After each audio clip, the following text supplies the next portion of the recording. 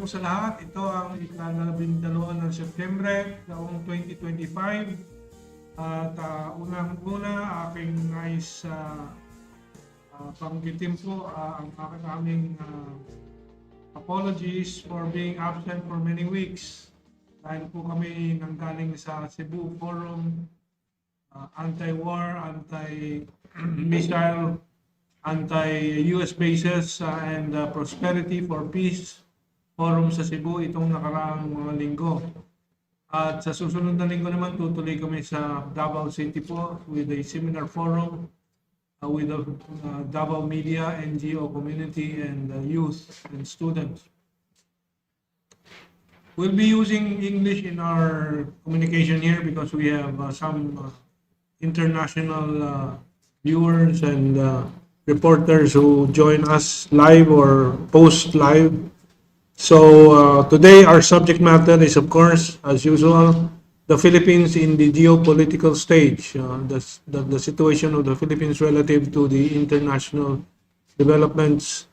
And the past weeks, the past week and a half has been very significant geopolitically, which the Philippines and Filipinos have not been giving enough attention to, understandably, because of the internal turmoil in the country facing the Marcos government and the US proxy strategies in the country. But the Asian Century Philippines Strategic Studies Institute is obliged to continue pursuing its focus on the situation of the Philippines relative to the changing geopolitical conditions. We are at a historical stage, of course, where humanity is transitioning from 500 years of colonialism and unilateralism to a new world of multilateralism, multipolarism, and this is what we will be focusing on today. Now, I will read a situationer that I prepared for our discussion today, followed by a one-page press statement from our institute on what the Philippines should be doing given the situation that the world finds itself in. And finally, our colleague Ado Paglinaon to my right will be presenting his paper, Changing Geopolitics in East Asia, V.L.B. Marcos's Absurd Prep Works for War in Taiwan, which has been a controversial issue also between the Philippine government and the People's Republic of China. And so I will proceed with our situationer as the backdrop or background to our press statement, which is actually very concise. The situationer is more extensive, and it's entitled Shanghai Cooperation Organization, BRICS, or Brazil, Russia, India, China, South Africa, plus partnership and the Global Governance Initiative, the Philippine Dilemma. The Philippines is presented with a crossroad again here, where the SCO and BRICS and the global majority is pursuing a new world order and guided by the Global Governance Initiative proposed by China. Will the Philippines stay stuck where it is today or move with the global majority towards a better future for all? Okay. The SCO, BRICS, governance for a new, just, multipolar world. By the way, this paper you can access in the website.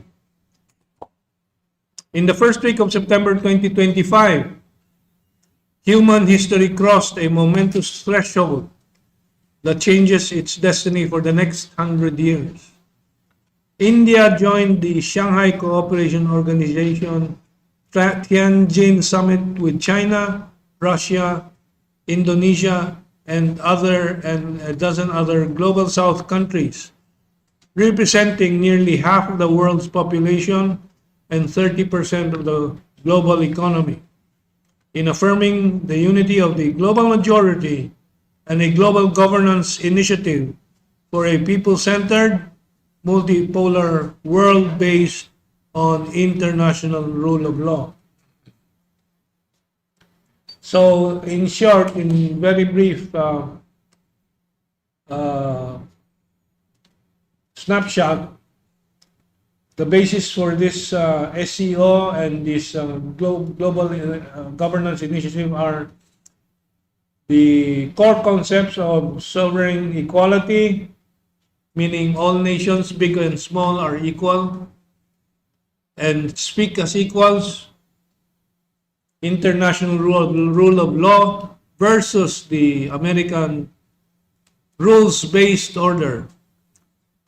International rule of law is the UN-based rule of law. Let's scroll down a little. Multilateralism, people-centered approach to all issues involving nations and relations of nations and production of real results. So what has excited the world about this SCO meeting is finally India crossed the Rubicon and showed its solidarity with Russia and China, as well as Indonesia, Iran, and the other major countries in the South SCO. Just days following the SCO Tianjin Summit, the BRICS Plus Economic Partnership, presently under the chairmanship of Brazil, President Lula da Silva, called an emergency virtual summit of leaders to address the escalating trade tensions with the United States. The summit was attended by the leaders of all the major countries of all the continents of the world: Africa, Latin America, Middle East, Asia, Eurasian continent. BRICS now supply around 40% of the world's oil, gas, and renewable energy. The Shanghai Cooperation Organization and BRICS now have respective banks and are building alternative non-US dollar trade and currency exchange systems. Ending the unipolar world order of proxy wars and regime change chaos is the unstated part of the goals of the Shanghai Cooperation Organization and BRICS, and avoiding recurrent geopolitical crises created by unilateral actions of the collective West and its overarching superpower, the United States of America. The success of the SCO and BRICS under the shepherding of major multipolar powers China, Russia, India, Iran, Indonesia, and other members and partners can be seen in the most recent pronouncement of the US backing away from confrontation. The next slide. This is a report from Politico and reported by very many Western media, press. This is dated, can I see a date then? Just a few days ago, 2 or 3 days ago. In fact, I think September 3, on the day of the of China's victory, 80th anniversary of the victory over fascist Japan parade. There it is. This is September 5, 2025. Let's go up and look at the headline again. Pentagon plan prioritizes homeland over China threat. This is now all over the Western press. Pete Hegseth, U.S. Defense Secretary, announced that America will be shifting its forces, its interest, its concern, its focus away from China, the China threat, and focusing on homeland security in its own hemisphere, the Western Hemisphere. And that is why you see these performative, so far, actions aimed at Venezuela and other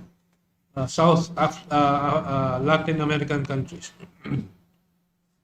Now let's go back. So that's the situation internationally. Now let's go to the Philippines.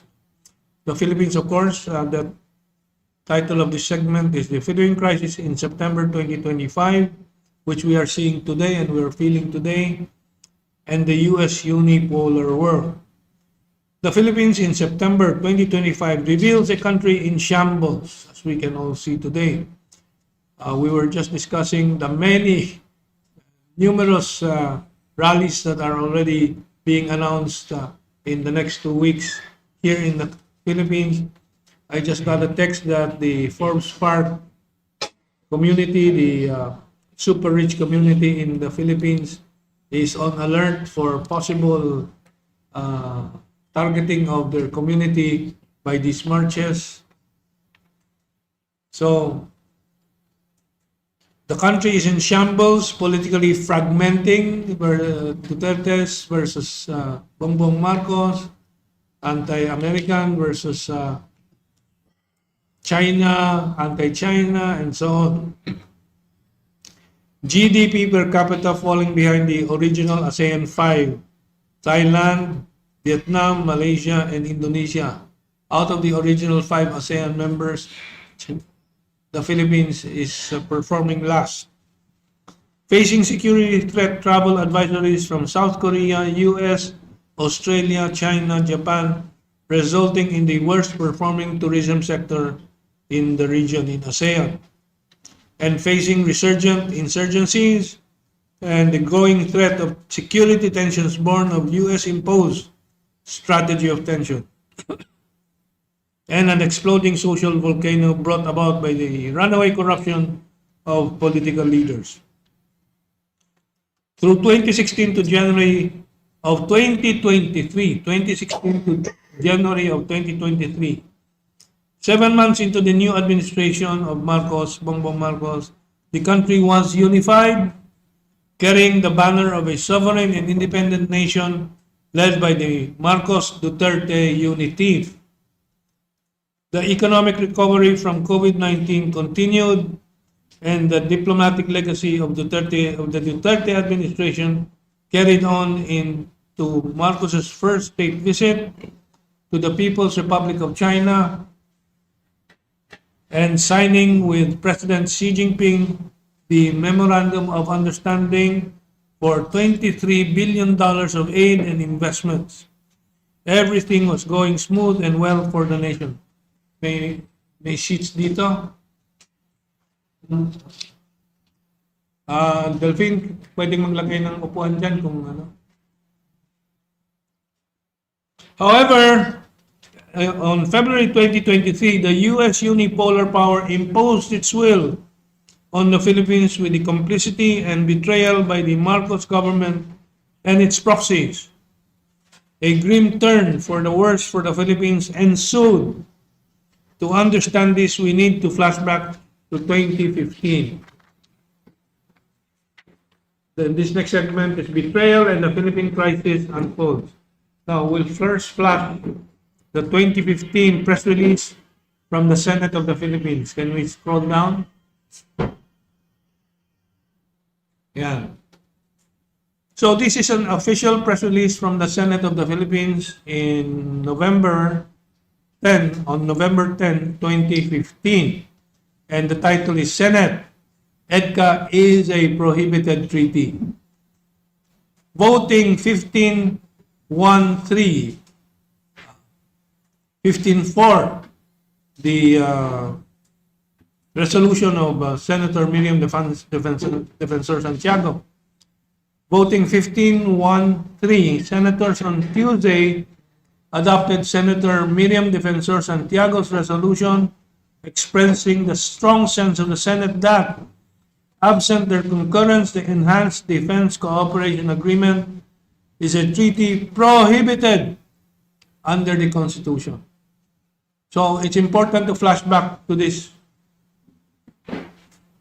And besides Santiago, below you will see highlighted in yellow, those who voted in favor of the resolution declaring the EDCA agreement a prohibited treaty under the Constitution were Senators Sonny Angara, Nancy Binay, J.B. Ejercito, Chis Escudero, T.G. Gingona, Lito Lapid, Loren Legarda, Bongbong Marcos, Sergio Osmeña, Coco Pimentel, Grace Poe, Ralph Recto, and Cynthia Villar. So this is an important recollection of the precedent to what followed from that.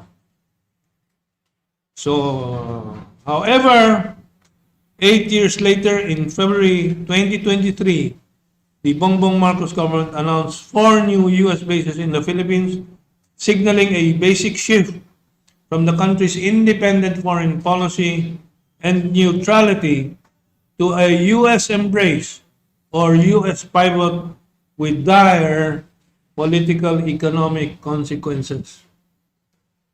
The Marcos government submitted to the Bongbong Marcos in particular, government submitted to the U.S. quote-unquote rules-based order and its strategic goal of quote-unquote containing China, as well as containment of Asia and the disruption of the Asian century.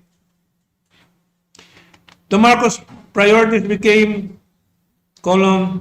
suppression of the independent foreign policy of the Philippine Constitution and necessarily the political leadership that espouses it. Paragraph, open parenthesis, hence the vilification and persecution of the Dutertes, close parenthesis. Slander of China using the South China Sea dispute through provocations and propaganda, and isolation from ASEAN and global majority multilateral engagement. So we now go on to the Get Sara, Get Duterte, Get China campaign corruption connection. Now, this, of course, is the core of the social volcano issue today. The corruption for impeachment, the corruption for persecution of Sara and Rodrigo Duterte, the corruption for the kidnapping of President Duterte to The Hague. And let us recall the debate between Toby Tiangco and the Bongbong government, represented here by the spokesperson, and published as on June 18, 2025, just a few months ago, where the House congressional spokesman insists no Solon paid or forced to sign the impeachment case in the Get Sara campaign. Yan, malinaw yung, now of course, just a few months later, we're now in September. This is just June. The lie is already completely exposed. And there you have Toby Tiangco. If we can scroll down that again so that we can read what he says. Meron ba sa baba? Joshua? Yan. Tiangco. Conditional release sa budget ang dahilan ng impeachment kay VP Sara. And yan po ang ngayong sumasabog na over 1 trillion na scandal and controversy. So ang ugat po nitong massive corruption na to ay American strategic objectives for the Philippines and for the region, and Bongbong Marcos and his cabal, Martin Romualdez, Gibo Teodoro, Congressman Saldico, collaboration with the Americans. And the priority of the Bongbong government just focused on the Get China, Get Sara, Get Rodrigo Duterte campaign and crusade. And this was used as an open gate by the congressional politicians and some senators, and of course civil society of the PROXY American type and so on, to loot and fund this anti-Sara, anti-China campaign and so on. With the unified U.S.-Filipino proxy strategy to pursue U.S. proxy war against China and Asia set, all proxy assets and financial resources in and of government were placed at its disposal. U.S. proxy senators raised the anti-China scare. For example, Hontiveros on POGOS, Lacson on the non-existent Chinese spy sleeper cells, which he had been yapping about since 2020, 5 years later today, there is not a single Chinese spy they have shown the public. House committees were sicked on Sara. Inatake si Sara Duterte and the independent bloggers. The Sara impeachment funded by massive budget insertions, bribes. Rodrigo Duterte and then was kidnapped to The Hague. Independent think tanks like our think tanks were called to the TRICOM, featuring our superstar Ado Paglinawa. On the security aspect of the Get China campaign, the Philippine National Security Establishment's key U.S. proxies were mobilized to execute the U.S. Office of Naval Research, Gordian Knot Center for National Security Innovation, crafted Project Museum. Again, a refresher course on what the American plan was. I will show you later. And its assertive transparency strategy to exact reputational cost of China. Scroll down na natin dun sa sea light image. Using the Philippine Coast Guard and Philippine Navy provocations, inviting Chinese Coast Guard response to megaphone across the Western and Philippine media. Note that Philippine maritime assets were used for U.S. aims. Now, scroll down further, please, so we can see the entire photo. So that is the sea light, which is one of the fronts of the Operation Museum. Hindi ko na babalikan unless there are questions later on. We can go back. This Operation Museum was introduced to the Philippines in February of 2023 din. Kaya po yung 2023 February, a very significant month, two years ago. Itong plano ng well, I cannot explain all the details, but I'll briefly go back to it. The Office of Naval Research set up a group. It is called the Sea Light, to operate a strategy of vilification of China.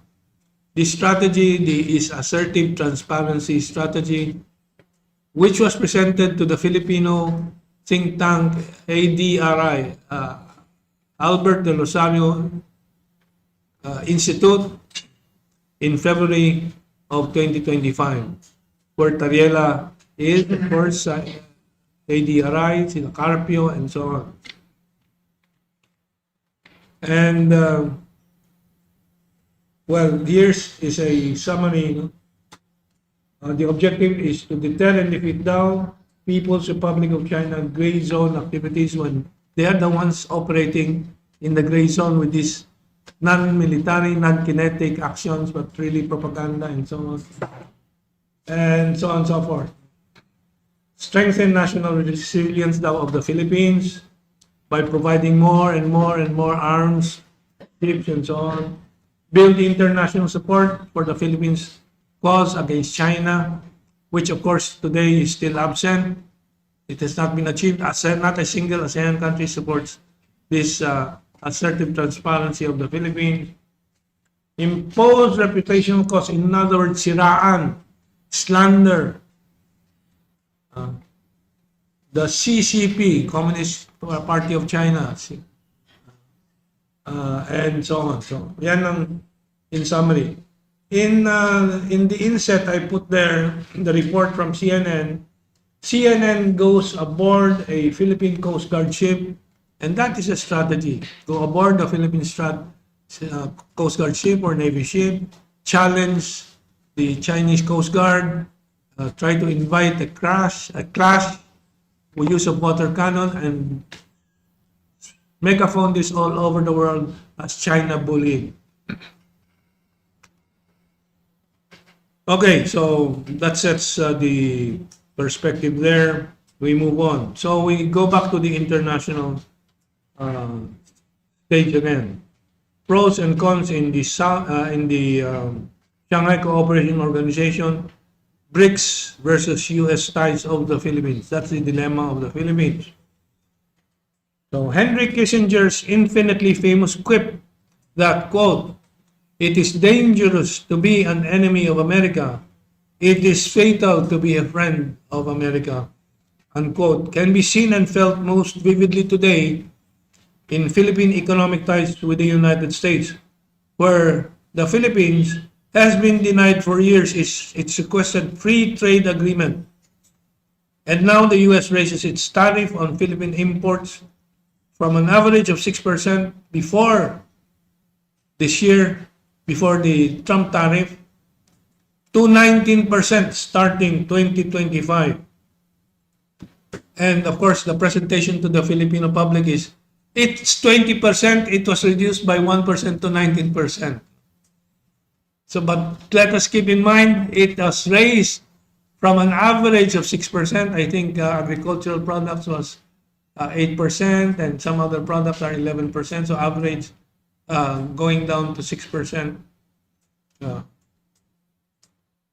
So it raises tariff on Philippine imports from an average of 6% to 19% in 2025, and 100% of for its integrated circuits exports, which is 30% of Philippine exports to the United States of America, integrated circuits, with components coming from Taiwan and South Korea assembled here and exported to the United States. 30% of our export, that is going to disappear with a 100% tariff unless there is some progress in the renegotiation of this, which is highly doubtful because America is trying to scramble to bring back industries to the American mainland.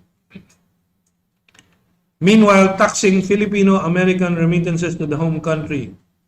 Clearly, all devastating conditions for the Philippine economy, for the Philippine exports. Now, the next one, of course, we now look at the benefits of associating with the Shanghai Cooperation Organization and BRICS tandem. And this is a report. I'm sorry, malabo, no?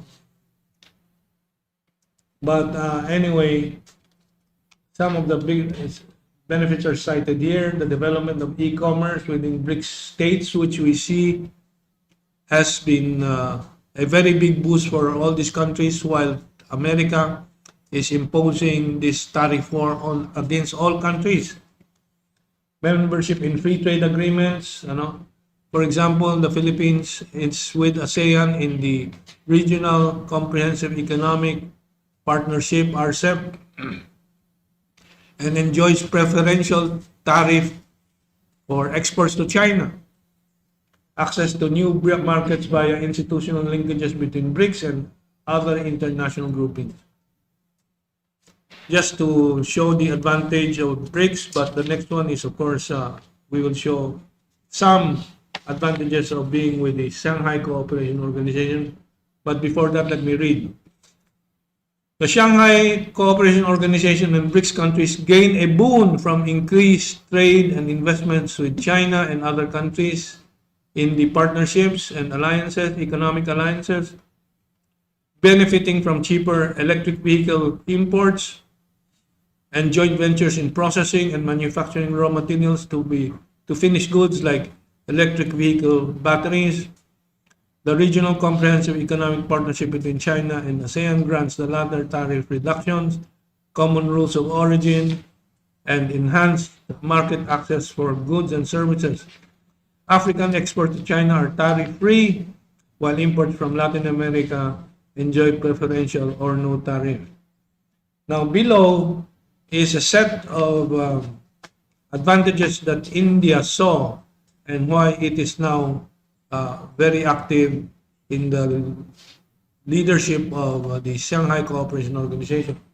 I don't know if you can sharpen the image. So the Indians, in their own discussion, have pointed out that the high-level diplomacy of the Shanghai Cooperation Organization provides a neutral platform for India-China reset, limited India-Pakistan engagement. It provides secure agenda, India's framework security, economic growth, connectivity, unity, respect for sovereignty and environment. India has found that it is comfortable with the uh, SCO conditions, counter-terrorism focus, connectivity and trade, global south leadership, cultural diplomacy. In other words, there are so many advantages of associating with the global majority multilateral institutions. Okay, next segment, let's go down. Philippines left behind in the Global Governance Initiative. The Bongbong Marcos and US Filipino proxies in the 3 years of the quote-unquote Get China, Get Duterte, Get Sara campaigns imposed by the US have led to a severely divided and chaotic nation, have led to the unprecedented enormity of government corruption,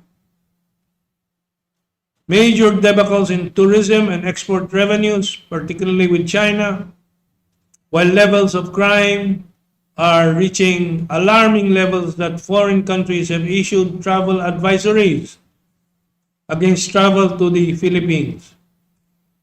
And the national debt bloats to 7 trillion pesos while revenues shrink and new taxes and asset privatizations increase. We can show this image of cooperation among global majority countries.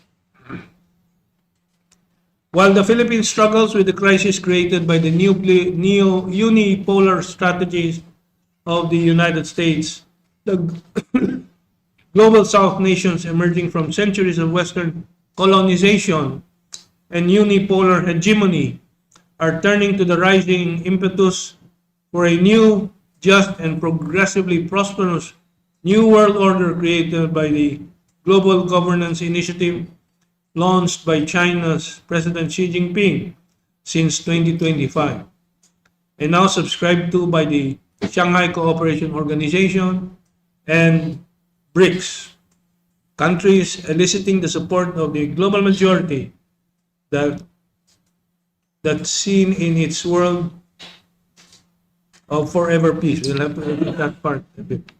So the basis again for the global majority cooperation in Shanghai Cooperation Organization, BRICS, and BRICS are mutual respect among all nations based on sovereign equality, international rule of law based on the UN Charter, multilateralism, people-centered approach, and delivering real economic results. The Global Governance Initiative is joined by 3 other initiatives to be complete. The Global Development Initiative for Global Economic Growth, the Global Security Initiative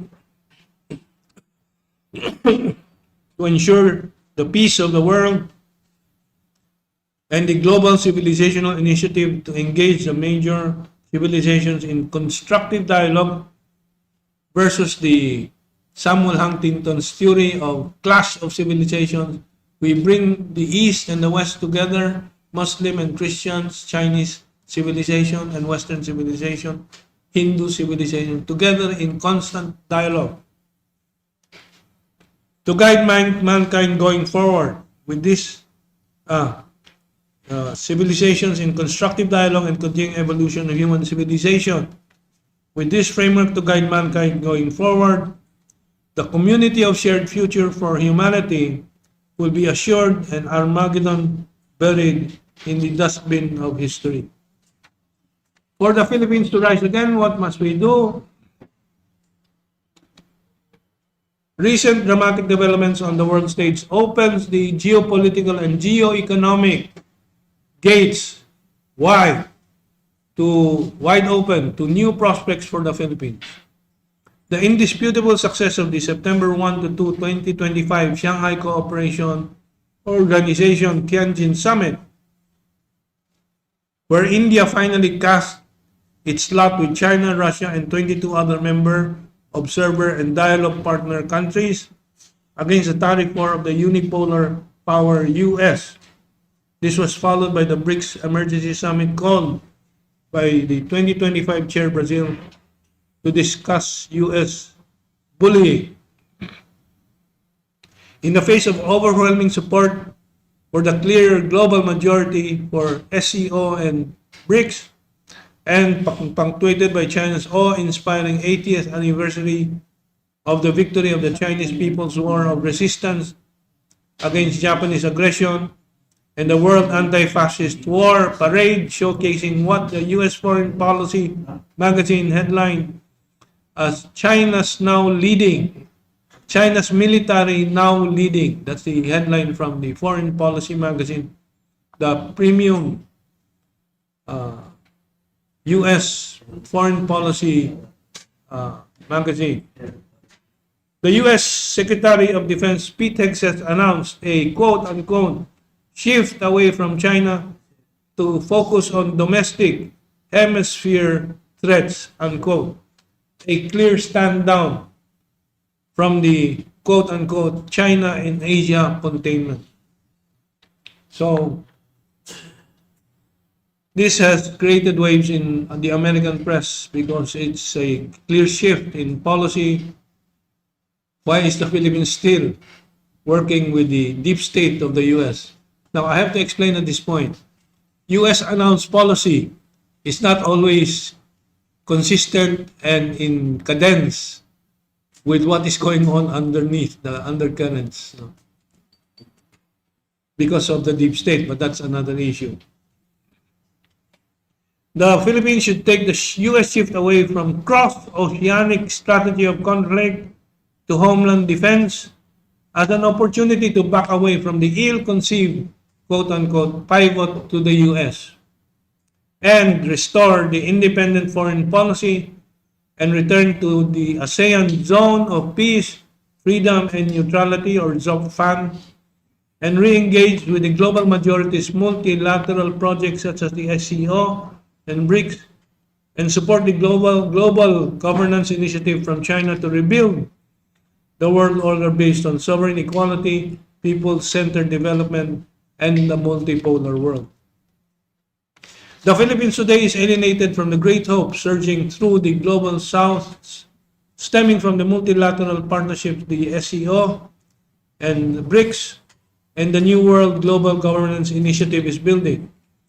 For the Philippines to recover from its crisis, it must immediately restore its independence and sovereignty, to refocus on building national unity and purpose, cleanse society of corruption, rejoin the community of free nations, and unite with the global majority, building a brave, new, just, and progressive country and world.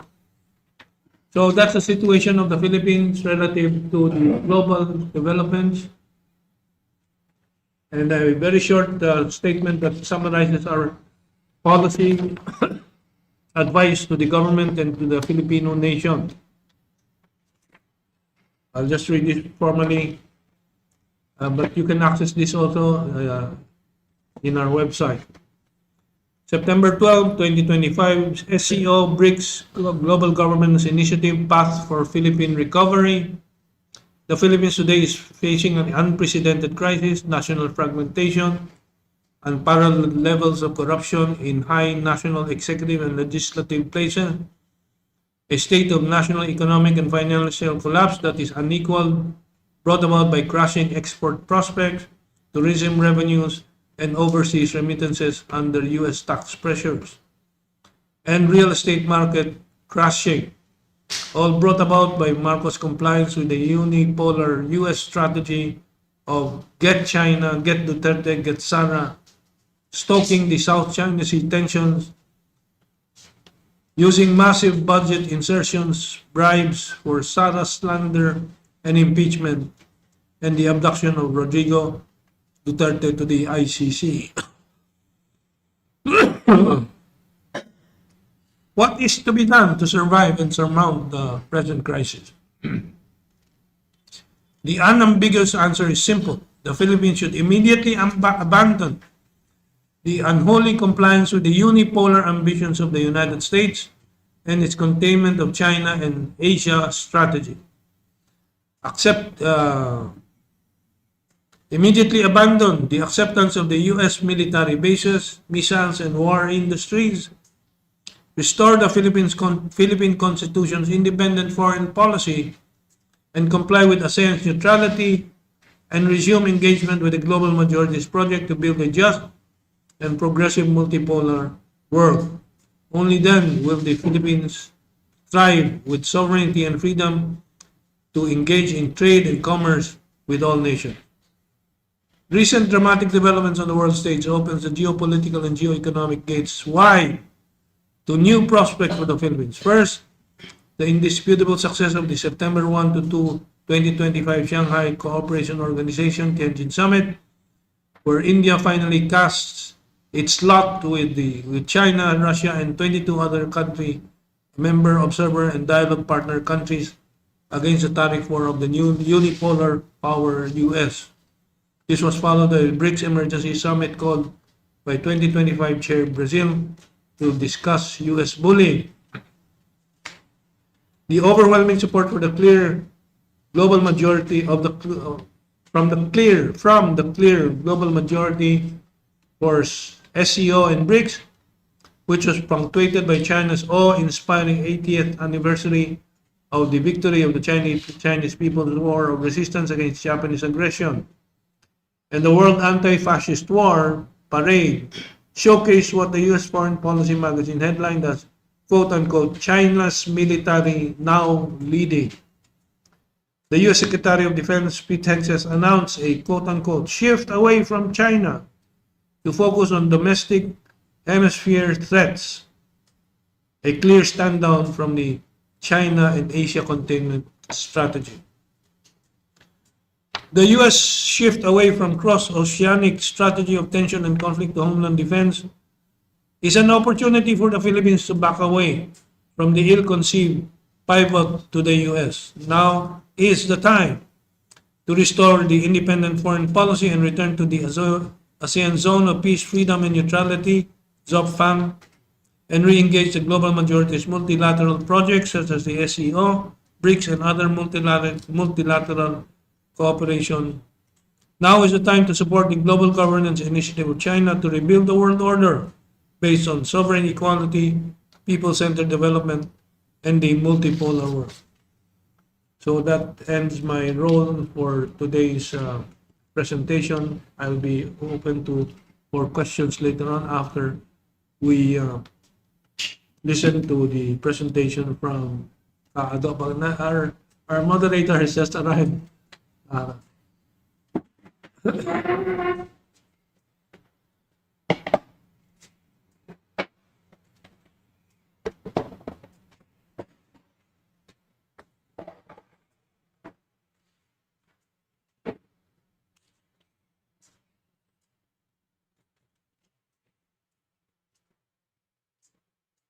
There are questions. Can we pick up something from the Zoom comments?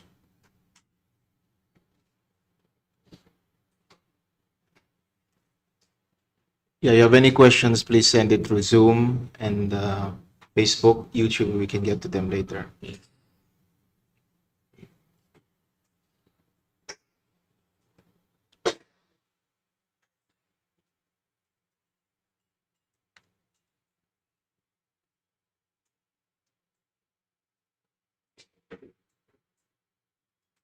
Question here from Matrix. This is not related to the subject, pero anong sinasabi ni Lacson, privilege speech, PR sa WP ng Diskaya, Rafi Tulfo ba hindi sinaway ng campus senador? From Glammy, the Philippines went full on American democracy, but the only thing they ended up developing was a knack for karaoke. At least they can sing about being last. Another question from Glammy. Why did the flood water start a blog? Because he wanted to make a real splash in the Marcos government.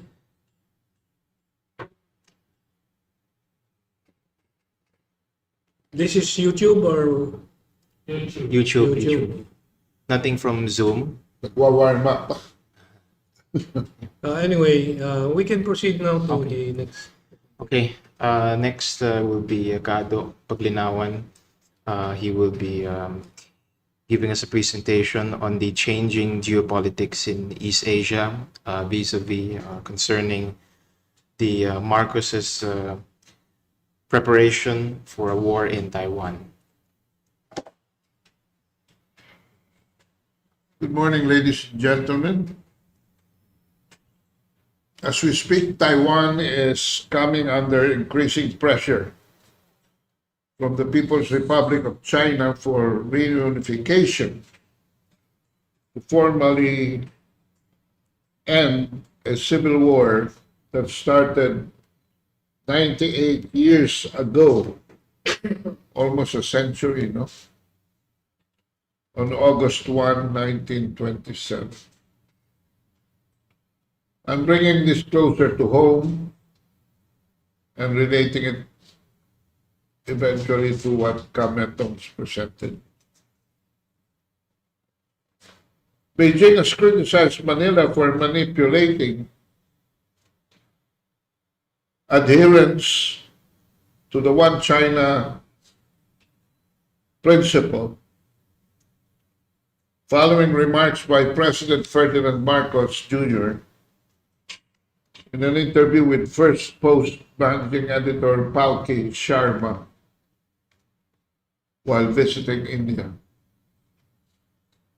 Quote, Marcos said, to be very practical about it, if there is a confrontation over Taiwan between China and the United States, there is no way that the Philippines can stay out of it simply because of our physical geographic location. The problem with this statement is that it is not isolated. We have presented this to you earlier, but let us, for purposes of review, go into the patterns of indiscretion and malgovernance that our country has brought the people. No? Last April 1, General Romeo Browner, Chief of Staff of the Armed Forces of the Philippines, was caught on video telling troops to prepare themselves for an invasion of Taiwan. But it's actually Rear Admiral Roy Vincent Trinidad who blew the whistle last May on the changing context of our Taiwan relationship emanating from the Department of National Defense and not the Department of Foreign Affairs, or for that matter, the Office of the President. Quote, talks are underway to regularize warship transits across the Taiwan Strait, a development that could lead to formal joint military activities between the two neighbors, Taiwan and the Philippines, and this is the most important point, and thus reshape the strategic calculus in the region.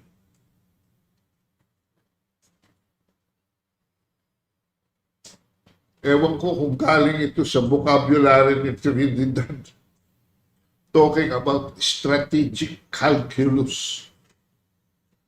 It sounds more like a speech written by the Center for Strategic and International Studies. In an interview with Washington Post, Secretary Guimo Teodoro openly confirmed that it would be hiding from the obvious to say that Taiwan security will not affect us.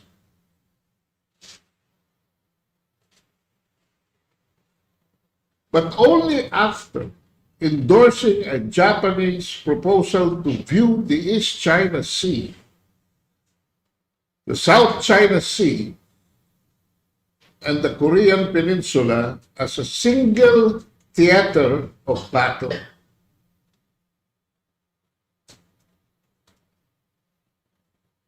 Dito po madidiscern ninyo na may mga shifting currents na. This was followed by a Strat-based Albert de Rosario's Institute's hosting of a closed-door online meeting last May 27, focusing on key geopolitical issues in the Indo-Pacific, particularly on the Taiwan perspectives. Guesting, a former Minister of Taiwan Foreign Affairs,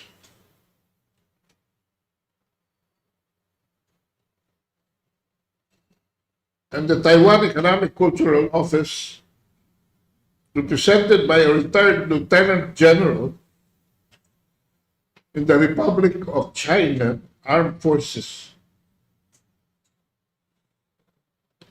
In reciprocity, Coast Guard Commodore J. Tariela and Navy Rear Admiral Trinidad himself traveled to Taipei last July 2 for a thumbs-up meeting with Taiwanese President Ching Lai-te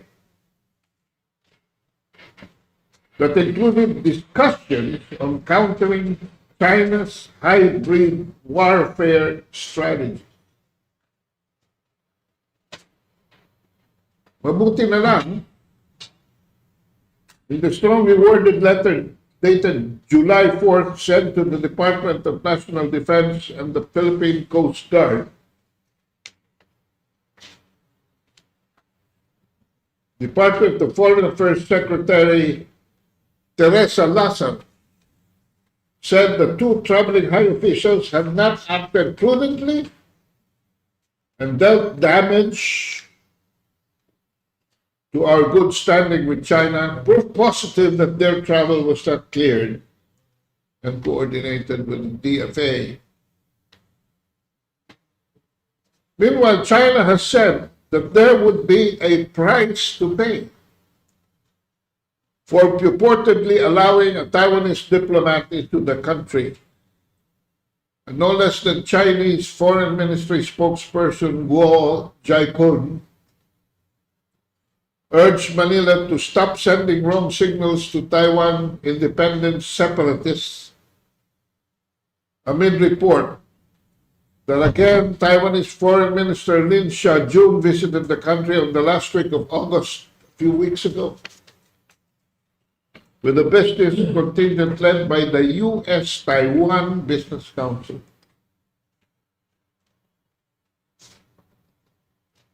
As part of this review, we know that in a hearing with the Senate Foreign Relations Committee, DFA Secretary Lazaro told Senator Amy Marcos that her office had no official knowledge of the protocol violation, but requested for an executive session to explain details.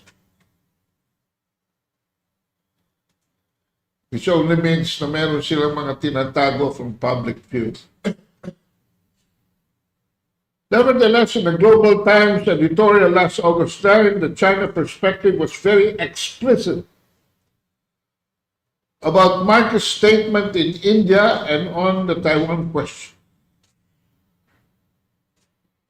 The newspaper finds this same pattern that we have enumerated as revealing the Philippines' true intent to actively involve itself to curry favor with the U.S. Even third parties can clearly see this new tactics masking its political recalculations under the disguise of humanitarian concerns and feigning innocence on the international stage.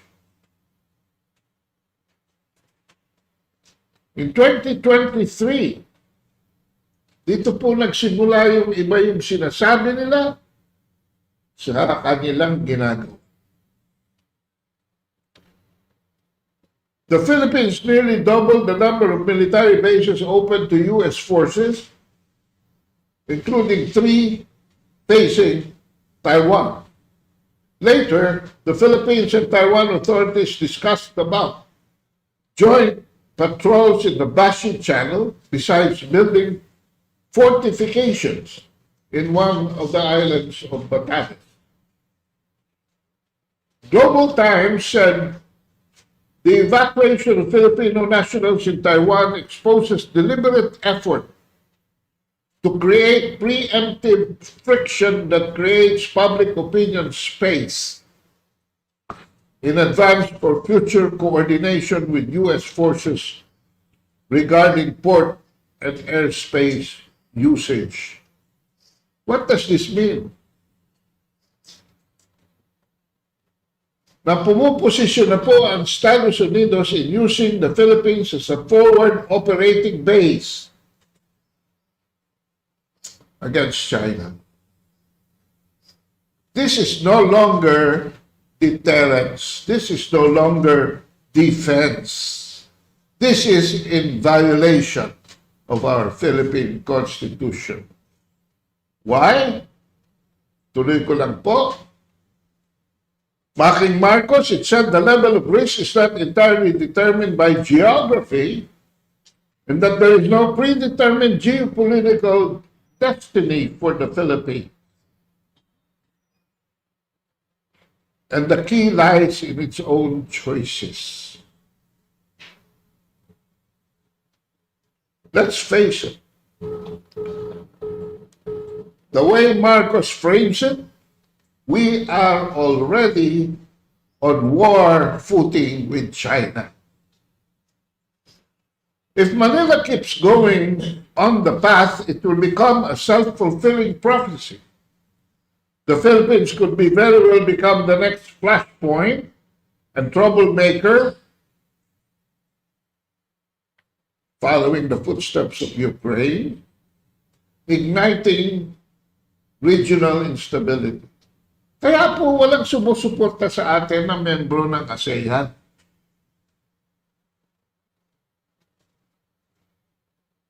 But in the face of Marcos' frame of mind bordering from naivete to lack of sobriety, there will be no need for balikatan exercises as there will be no beach landing reminiscent of World War II to happen, just like it did in Normandy. Or in the later landing of General Homa in the Lingayen Gulf. In about 15 minutes, all American bases and installations in the Philippines will be reduced to cinder. To make the picture clearer, recalling Iran's retaliation against Israeli attacks, no Chinese boots are expected in our grounds unless America escalates the war zone by sending their troops here, which is highly unlikely. Why?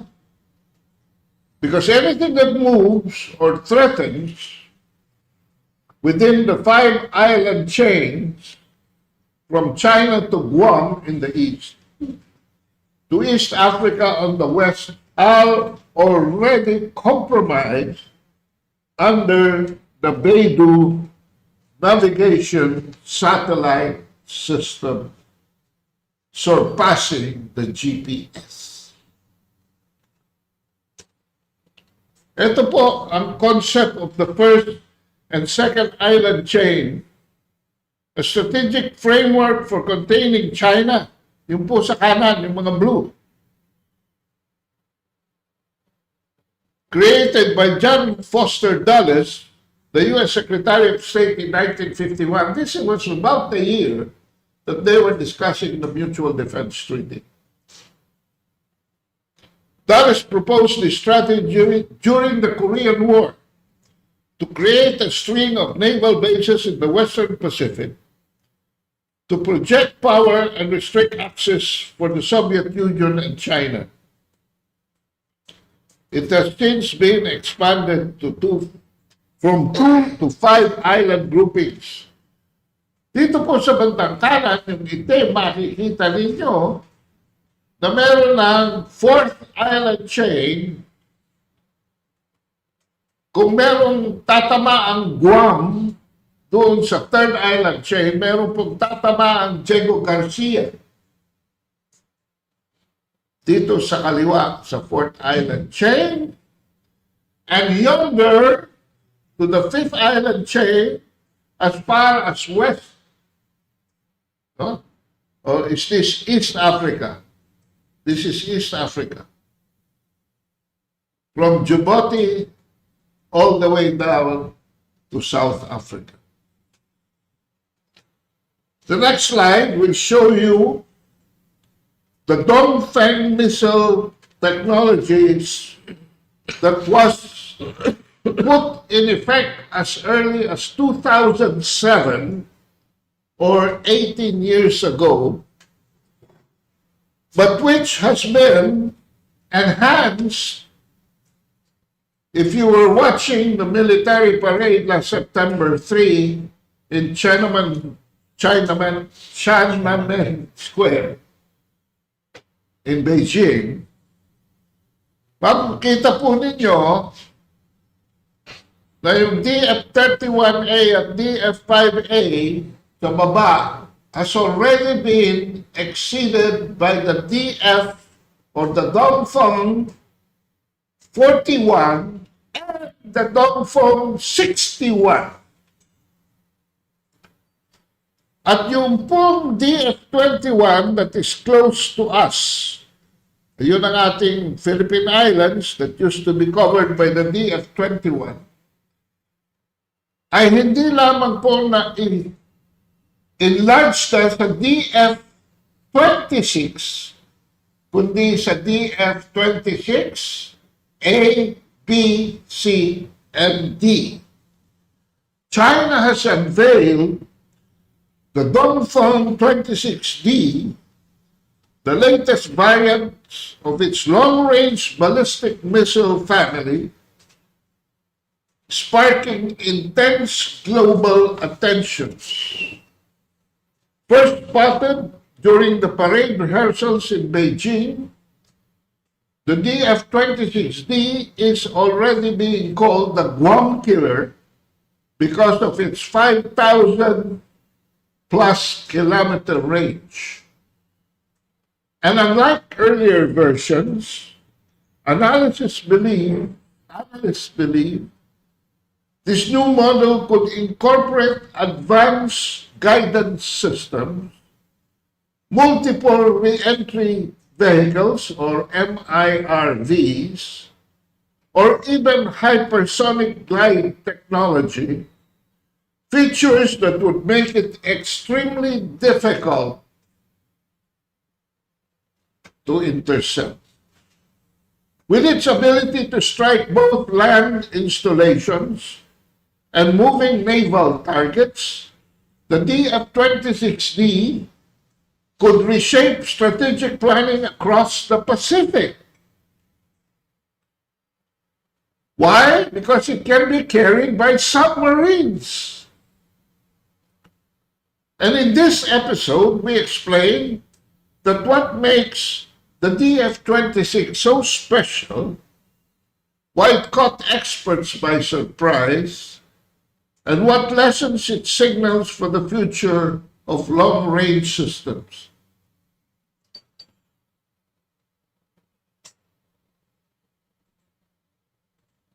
Article 51 of the UN Charter provides that under imminent threat of an attack, which are our fortifications in Batanes, Cagayan, and Isabela, and our patintero tactics in the South China Sea using the Philippine Coast Guard.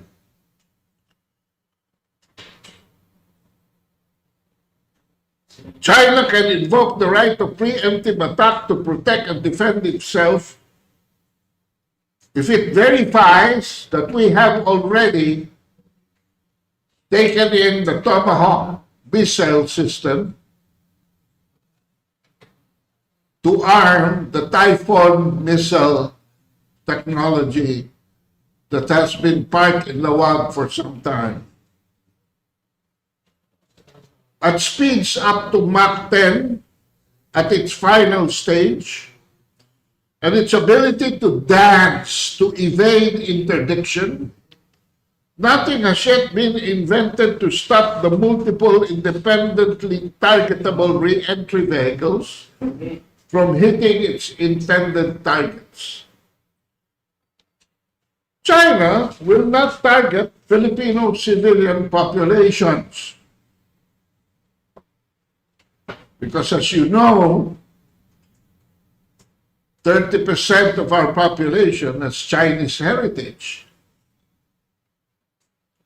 But there is no way serious collateral damage can be avoided because EDCA presence in mostly thick urban locations, I would estimate that on the first hour of hypersonic missile attacks, no fewer than 200,000 Filipinos will be lost.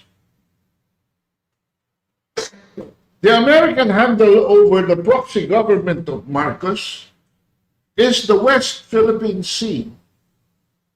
Our ambitions carving of a mythical portion of the South China Seas at the south, west of Palawan in the Spratlys, to west of Zambales at Scarborough, up to the north to the Bashi Channel, Kung Luzon Strait, south of Taiwan. In order to facilitate a maritime expressway for the Americans under the rule-based freedom of navigation without any restrictions. And they are not even members of the UN Convention on the Laws of the Seas. We are clearly being used as a pawn by the United States. The problem is nobody is watching our back. Why? Eto na po, mismong RAND Corporation. Alam po ninyo, for those who have worked abroad in the diplomatic corps, especially in the United States like me, and who have not adapted to any ideological bias, we know the relative importance of RAND Corporation in the development of U.S. foreign policy, especially relative to Taiwan. In RAND's wargaming, current Undersecretary of Defense for Policy, tandaan po ninyo ang pangalan, Elbridge Colby, has criticized Taiwan. Can you imagine this?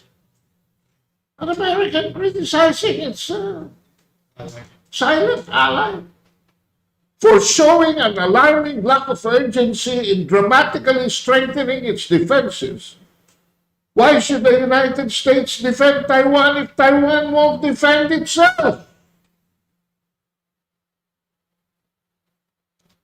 Rand calls the problem the politics of paralysis, not Taiwan's will to fight.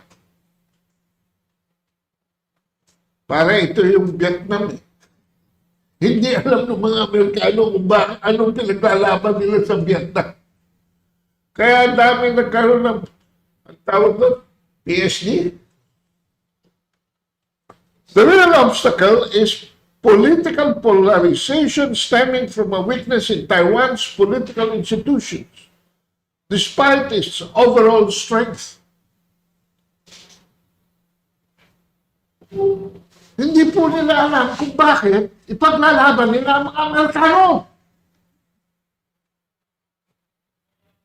Hindi po nila alam kung bakit kailangan girahin nila ang China.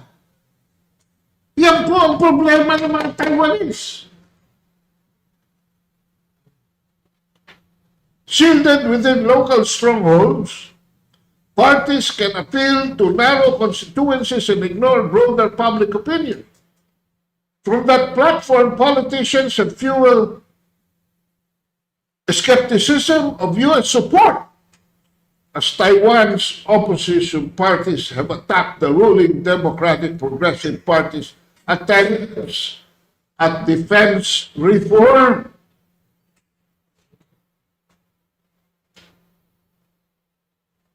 In other words, unlike the Filipino, ng Taiwanese that the Americans are not willing to die up to the last Taiwanese. Pero ang Pilipino, nahandang mamatay, ang mamatay ng dahil sa Taiwan. Do you see the incongruity? Absurdity? It has become ludicrous. Wala na pong tatayo ang moral and strong foundation or platform ang liderato ng ating defense community at ng ating presidente over this issue. Because the winds are changing.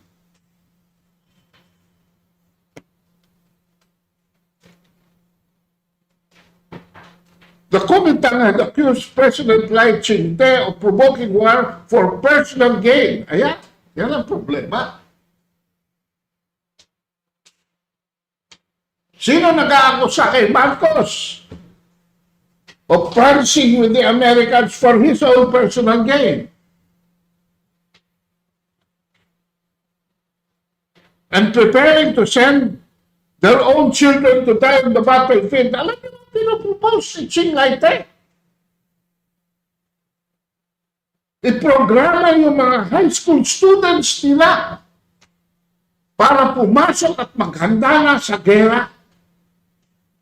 Hindi maintindihan ang utak ng Taiwanese yun. Ano ito? The United States, of course, can help, and its role is not limited to supplying arms. But the Trump administration itself has not yet resolved what he wants to do. In October 2004, Charisma Mehta and Hunter Stoll of RAND asked, must America's approach to its role on the international stage be one of two extremes? Or can it be more nuanced? Ano yung first? Retrenchment is the strategy designed to reduce a country's international and military costs and commitments.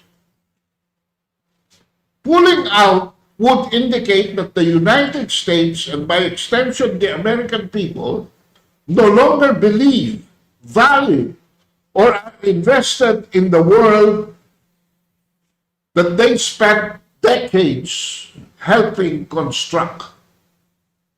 Yung unipolar world na sinasabi ni Captain, hindi na sila naniniwala doon. This policy will also provide retrenchment that the United States competitors and adversaries with a vacuum to fill.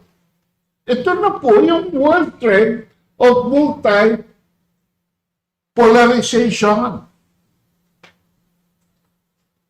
And this is a reality.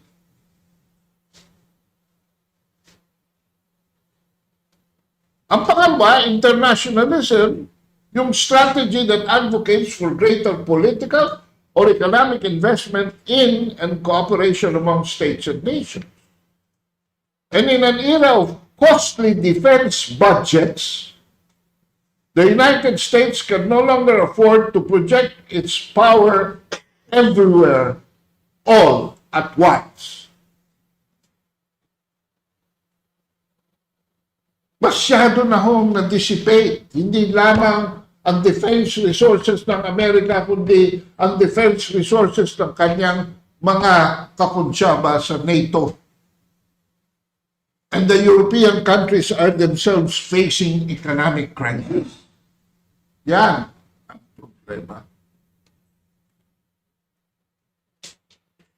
The resources needed to execute the purely internationalist vision, yung resources are astronomical na and unsustainable in the long term.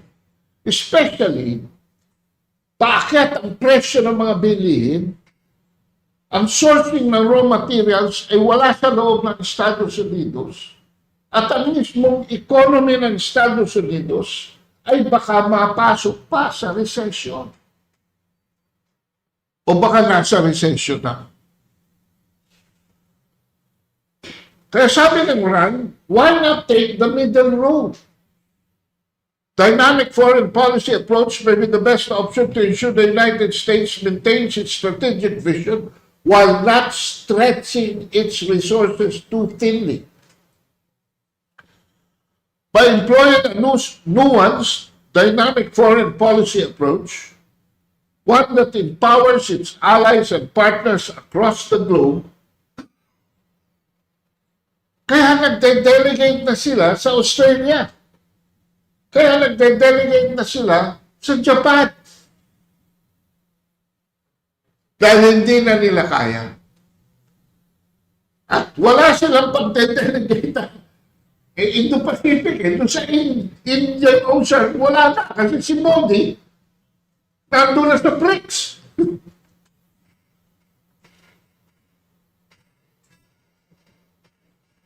One that empowers its allies across the globe, especially in their own backyards. Ayan. The U.S. can strengthen its reputation, reduce costs, and counterbalance its competitors and adversaries. In the light of our geopolitical environment, another Rand Corporation paper published nito lang March 2025. Sabi ni Jude Blanchett and Gerard De Pipo, the combination of a new U.S. administration and a more assertive China present Taiwan with a daunting new reality. So hindi nagbibiro si Trump nung sabihin niya si Bongbong Marcos, deal with China. If it will do your economy good, when Bongbong Marcos went to Washington, D.C. Winawarning na siya ni Trump na nagbabago na, umiikot na uli ang mundo. And the U.S. cannot stop it.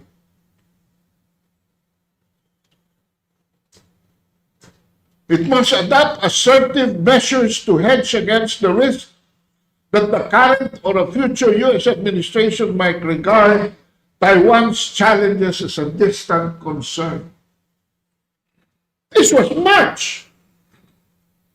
I'll bring you closer, Mame, to September. Consequently, Taiwan finds itself in a position similar to Europe, compelled to reevaluate its relationship with its historical security patron, but is at a serious disadvantage in its playbook for three reasons. And these reasons will tell you there will be no war between China and Taiwan. So what is Marcos absurdly preparing for? The Indian president. First, Taiwan does not have formal diplomatic relations with Washington, which severely limits the ability of the Taiwan government to directly interact with President Trump himself. While talks with U.S. trade representatives are possible, such channels are substantially less effective than direct dealings with the President. Pangalawa, Taiwan knows that any U.S.-Taiwan trade deal could trigger retaliation from China, Taiwan's biggest market.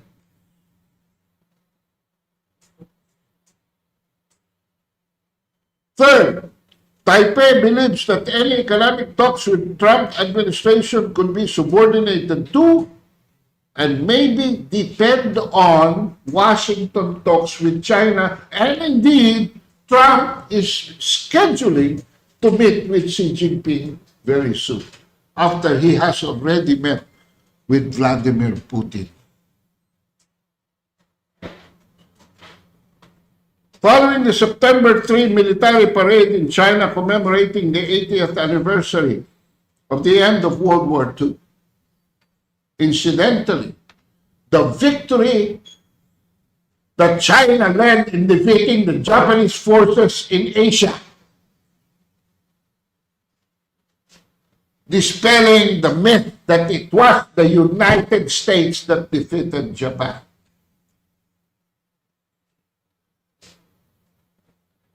Tapos na po ang gera. The Russians had already invaded Manchuria. On August 6, nung unang magpuputok ng bomba ang Amerika sa Hiroshima, and 3 days after sa Nagasaki. The bomb was not really to avoid humongous loss of millions of lives in war. No. Bakit po? 20 million Chinese died in World War II. 15 to 17 million Russians died in World War II.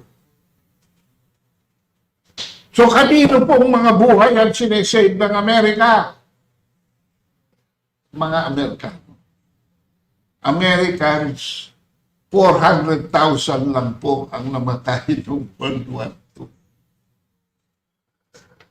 So let us revisit history pagdating sa ganyan. And today, the Pentagon, with its tail between the legs, has released a paper deprioritizing China's threat and focusing on the Western Hemisphere. A striking reversal from the military years of focus on the so-called China threat. A draft of the newest National Defense Strategy, which landed on Defense Secretary Pete Hegseth's desk last week, places domestic and regional missions above countering adversaries such as Beijing and Moscow. Hegseth could still make changes to the plan, but in many ways, the shift is already occurring. Nagsimula na po. Ang mga barko papuntang Venezuela ay naglayag na. The Pentagon has activated thousands of National Guard troops to support law enforcement in Los Angeles and Washington, and dispatched multiple warships and F-35 fighter planes to the Caribbean to interdict the flow of, allegedly to interdict the flow of drugs to the U.S. In other words, baka nangyari sa Indonesia, nangyari sa Nepal, ay natatakot silang mangyari din sa Amerika. The Pentagon has also established a militarized zone across the southern border with Mexico that allows troops to detain civilians, a job normally reserved for law enforcement. Natatandaan niyo yung pangalang sinabi ko sa inyo kanina? Elbridge Colby. Ito po ngayon ang bagong Pentagon's policy chief. He's leading the strategy.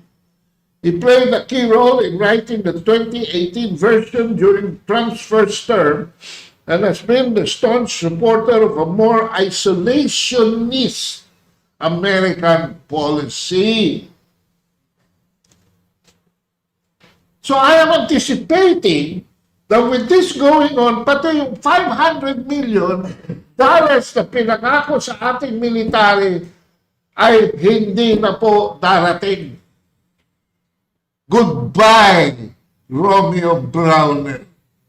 Wala ka nang aasahan. Naging Ilocano na ang mga Amerikano. Despite his long track as China hawk, Ha? China hawk to. Pero bakit ayaw na mag-engage with China? Colby aligns with Vice President J.D. Vance on the desire to disentangle U.S. from foreign commitments. Colby's policy team is also responsible for the forthcoming Global Posture Review, which outlines where U.S. forces are stationed around the globe. Nako, magre-retrenchment. And a theater, air, and missile defense review, which takes stock of U.S. and allies' air defenses and makes recommendations from where to locate American systems.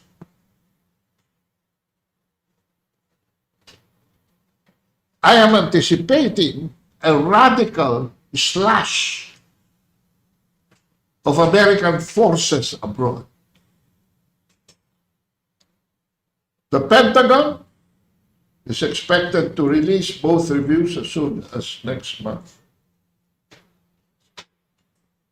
Samantala, maglalangoy po tayo sa bahalang basura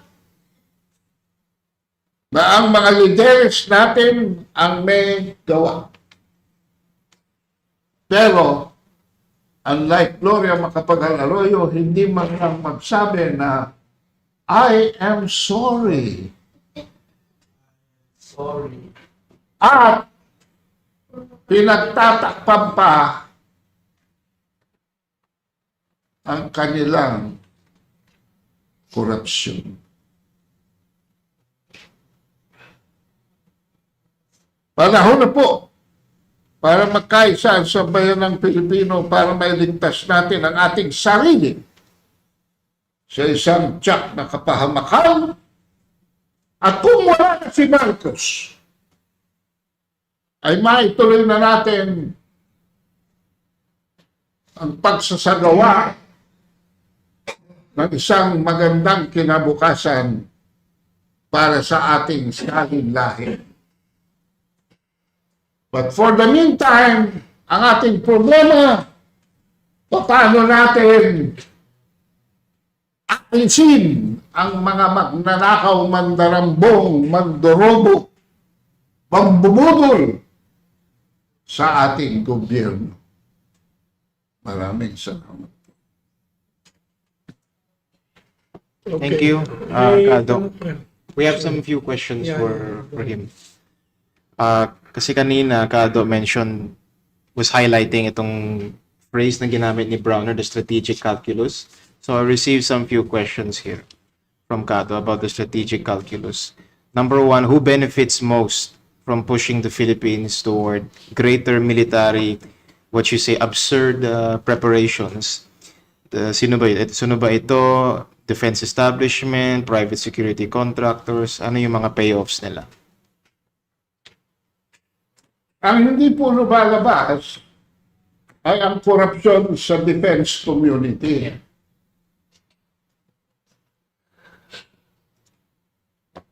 Bawat po isang barko, bawat isang eroplano, bawat isang baril sa modernization, meron pong kikitain dyan. Dapat na rin sigurong imbestigahan natin, kung bakit nandiyan pa si Gibo Teodoro, isang foreigner na hanggang ngayon na hindi pa nagpapakita sa atin, paki-flash ka nung slide, ng kanyang certificate of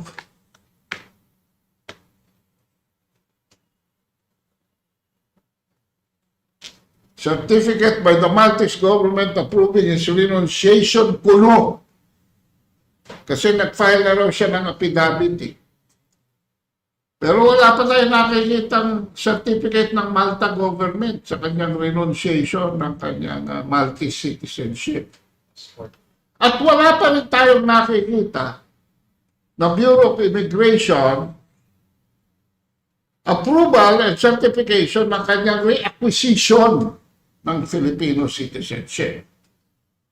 So, floating ang citizenship ng namumuno ng national defense ng Pilipinas. At meron tayong nakikitang mga traces dito, na yung kanyang pinagtrabahuhan dati na Sagittarius Mining, yung think tank niya, babae doon, na ngayon ang CEO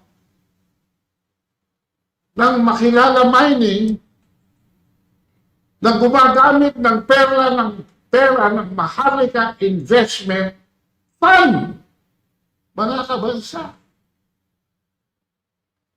So, wala akong pinararatangan ng miskinano. Ang sinasabi ko lamang, mayroong mga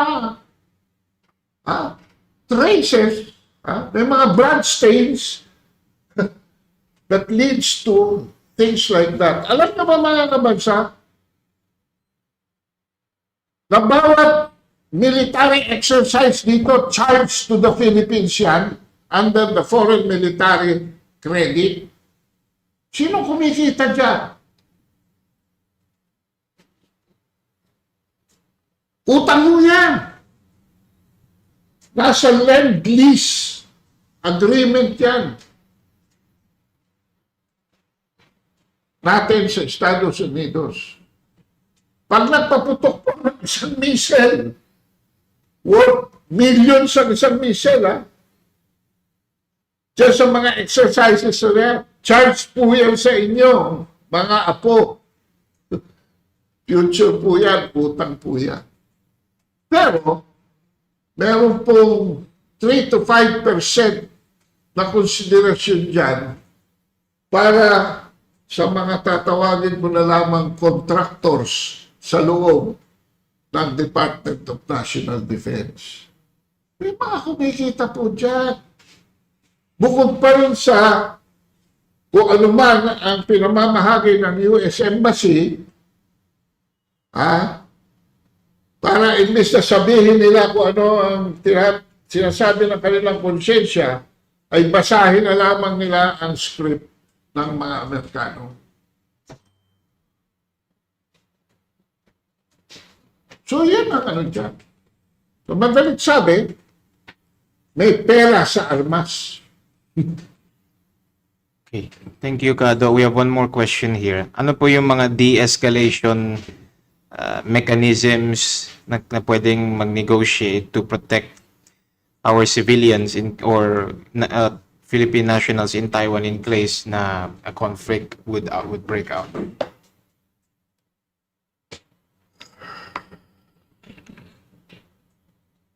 Actually po, kalat na eh. Naniniwala ba kayo kung sabihin ko sa inyo na according to Ivy Marcos, hindi lamang siyam ang EDCA bases? Ilan? 25. 25. Sabi, baka nadadagdagan pa. So bukod doon sa siyam, merong 16 na facilities. Tsaka dagdag ko lang yung mobile missile carriers. So, Yes. hindi alam natin talaga kung nasaan sila. Kung saan sila nakatabi. Pero alam ng China. Dahil sa Beidou, natalo pa ang GPS. So, hindi sila pwede magtago sa China. Sa Pilipino, hindi natin alam. At hindi ipapaalam sa atin. Yan ang problema. Ngayon,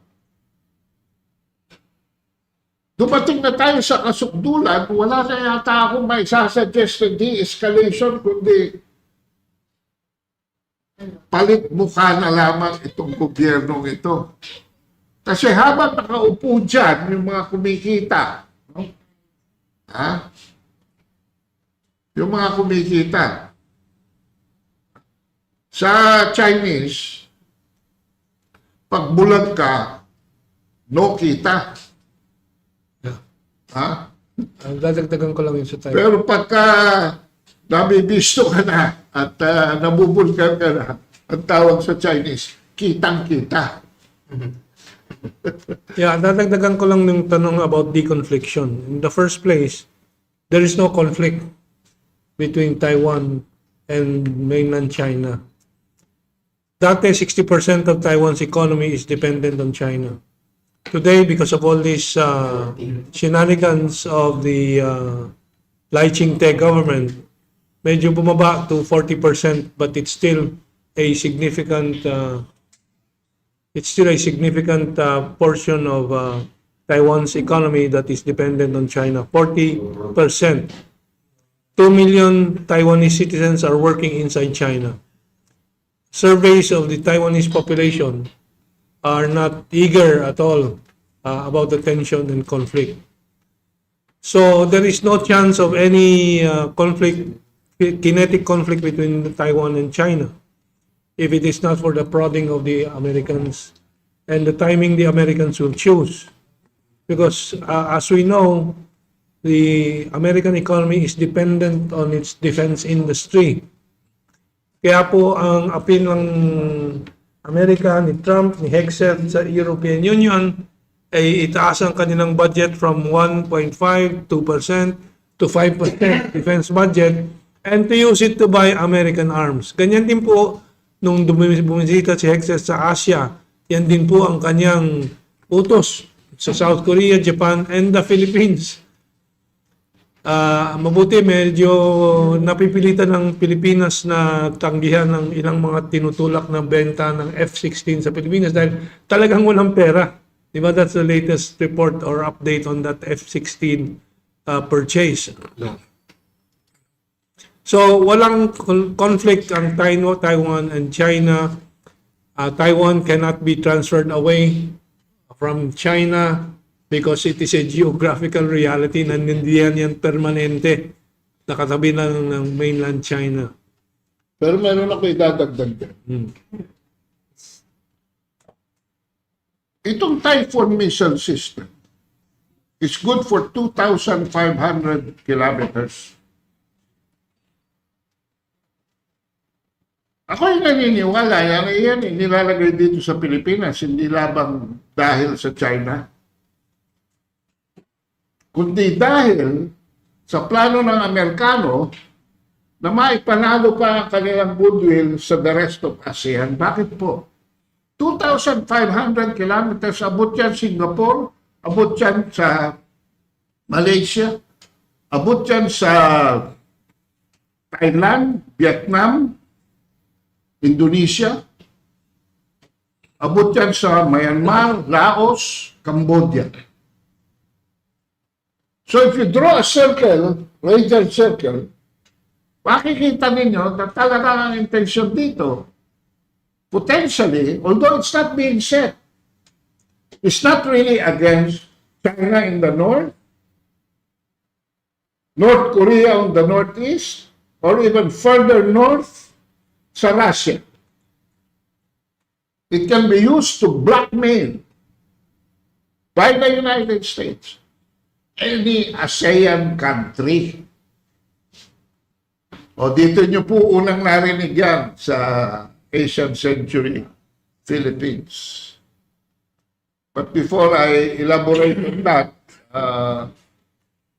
so talagang ang de-escalation lamang na nalalabi ay number 1, alisin natin ang mga EDCA bases. Pangalawa, alisin natin ang visiting forces sa agreement. Pangatlo, i-abrogate na natin ang Mutual Defense Treaty dahil wala naman po tayong kaaway at multipolar world na. Yung mga nagko-Cold War, wala na po yan. Ang mundo po ngayon ay busy sa economics, hindi na sa mga gera-gera na nagpapanimula lamang sa pasimuno ng mga Amerikano. Let's move on to a question from Manila. Manila Times muna. Manila Times muna. Question from Miss Cathy Cruz from Tuklasan. Hindi, from Manila Times muna kasi kanina nakausap ko si Franco. At sabi niya, ang tanong niya, Ano ba ang ating reaksyon, posisyon doon sa naanunsyo ng pagtatayo ng tourism spot sa Scarborough Shoal ng China? Yeah. Anong tawag? New reserve. New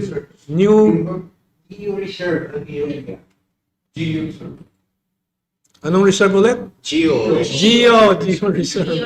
Yeah, okay. Ayan, Chinese newspaper. And ang reaksyon ng Pilipinas, syempre nagpo-protesta diplomatically. But the reality is, number one, China is in control. I don't know if you can Yung slide, check it. yung slide ng Scarborough Shoal, doon sa PowerPoint ko, paki-flash. So this is the essence of the issue talaga diyan sa mga claims na yan. Who can assert and maintain and sustain control of their possession? Of course, the most fundamental criteria for claiming territory is Yung possession. mapa ng Scarborough. Possession. So China is in possession of Scarborough Shoal by default because of the 2012 standoff ba? 2012 ba yung Yeah. standoff? At nung nautusan ng ni US Deputy Secretary of State, what's his name again? Elbridge Colby. Hindi. Anyway, mamaya matatandaan mo natin na i-atras ni Noynoy Aquino yung Philippine ships from Scarborough. Kurt Campbell on the basis that they have an agreement, meaning China and US, hindi Philippines, China and US na sabay na atras. Tayo lang. Pero so sinunod ni Noynoy Aquino at ni Del Rosario yung advice or reality utos ng Amerikano na mag-withdraw, hindi naman nag-withdraw ang China. And later on, in the attempts to clarify China, si Fu Ying, Foreign Minister Fu Ying later on said, we never got that agreement with America. So, yan ang problema kung tayo sunod-sunuran sa Amerika. Hindi natin malaman kung ano talaga ang ginagawa natin. So that's already in historical record itong pag-aamin nung ni Kurt Campbell and ni Ambassador Fu Ying at that time. So, Ang problema po natin dito, ayun nga po, since 2012, China has already de facto effective control of Scarborough Shoal. And sa principle po ng international law, yan po ay customary. No? Continuous, ito po, si Kissinger mismo ang nagsabi sa Kissinger Doctrine. Continuous, effective, and uncontested occupation and administration of territory is a primary foundation for establishing sovereignty in absence of international settlement. But Philippine occupation could hardly be termed as uncontested in the face of claims and protests of Chinese and the Vietnamese. Sinabi po ito ni Kissinger, 1975, nung si Bill Sullivan ay humingi ng polisiya from the State Department about the Mutual Defense Treaty applications sa South China Sea. So yan po ay resolved na 1975 pa sa mga Amerikano. okay. Pero I will prove to you that the US is an unreliable ally. Ito po, sa isang State Department meeting at about 3 p.m. on January 31, 1 year before that memorandum was issued. Ito po yung staff meeting, no? Sabi ni Mr. Hamel, marami po sila ron, mga 25 sila, pati si Eagle Burger nandun, no? The question has been raised about whether our mutual security treaty with the Philippines would be involved in the event that the Philippine forces know the Spratlys are attacked by the People's Republic of China if they move there. The lawyers have come up with what Bill Sullivan describes as somewhat waffly position. But negotiating this treaty gives us a apparent number of outs. Lusot!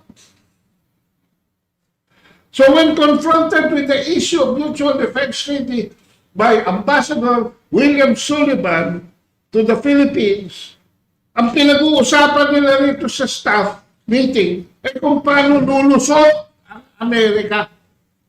And ano ang suma total? Did we volunteer it or did they ask us? Because that would make a psychological difference. That to me is the only interesting question. I agree with the fact that we should not invoke the Mutual Defense Treaty. I wonder whether it's in our interest to show excessive eagerness in volunteering reluctance to take on the Chinese when we haven't been asked, whether that might not actually trigger things the way things leak out there. Mr. Hamel said, our governmental spokesman has been saying repeatedly that we take no position on Southeast Asia. Secretary Kissinger, but that isn't the question of what we want to do if a Philippine garrison was attacked, which was the issue before us.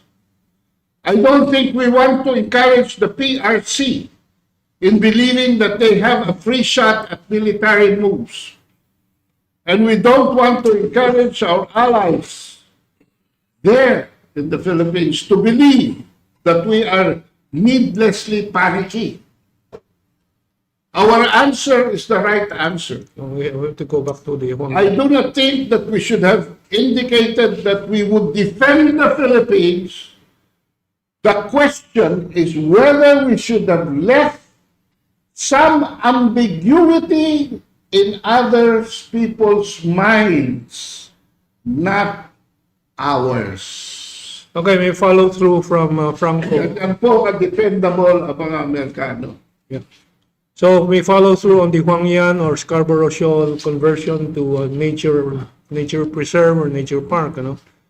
And then si Anyo ng National Security Advisor is alleging that since 2016, it's ironic daw itong nature park ng China sa Scarborough Shoal. On the basis that the irony is clear, since 2016, sabi ni Anyo, evidence has shown large-scale harvesting of endangered species and reef destruction by Chinese fishermen, activities even cited by the arbitral tribunal, to now claim stewardship over an ecosystem that they themselves has damaged is both contradictory and misleading. Well, Anyo can always bring it up to the international bodies for an official verdict on this allegation. But the Asian Century Philippines Institute has been reporting for the past at least 5 years cases of large coral destruction, harvesting of clams, of giant clams by Filipino and other fishermen of the region. We have it on record, many headlines in Philippine media itself. We have also the records of the New York Times recording the destruction of corals through cyanide and dynamite fishing, especially by Filipino fishermen.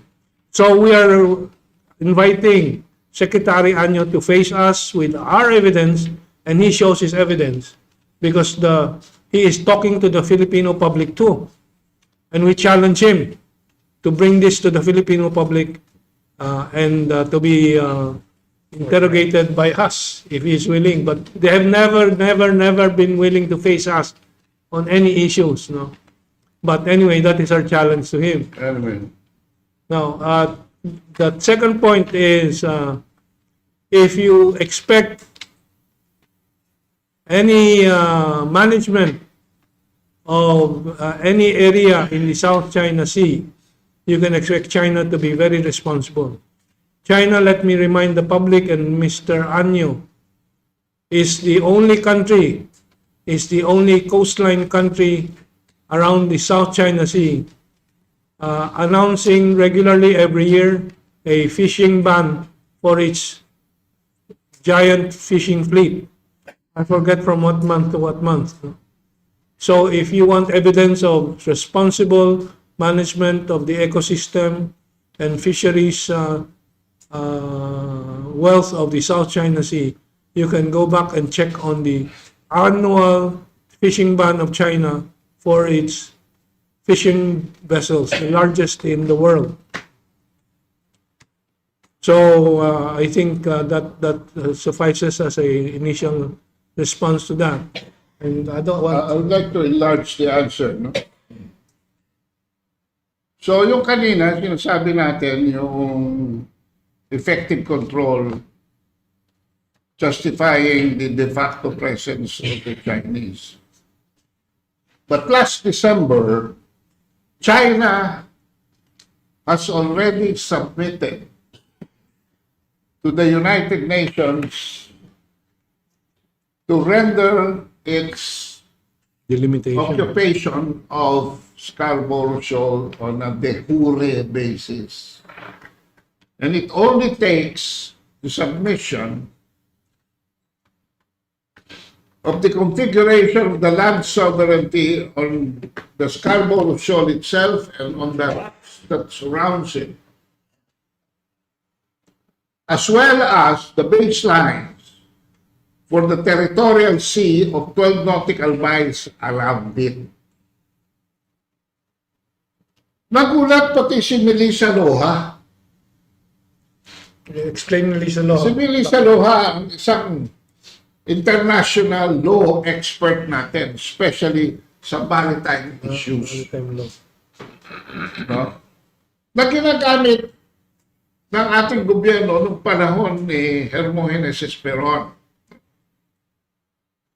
We constituted, both of us constituted as the subject matter experts ni General Esperon sa National Security Council. Kaya alam ko yan. Bakit? Dahil ang claim ng China sa Scarborough Shoal is based on historic rights. Bakit bigla nagsubmit ang China ng mga dokumento sa United Nations for publication sa website? Kasi wala naman talaga magsasabi na international body, ikaw ang may-ari niya. Wala. Ano ang magsasabi na sa iyo yan? Una, yung de facto. May control ka ba dyan? Pangalawa, yung papeles mo nasa ayos ba?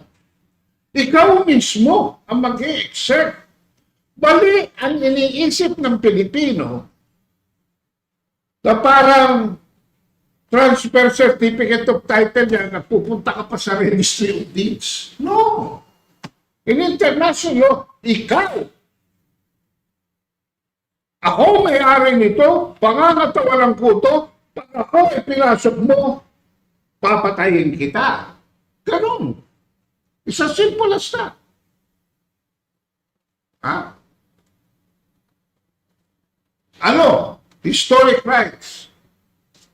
Bakit?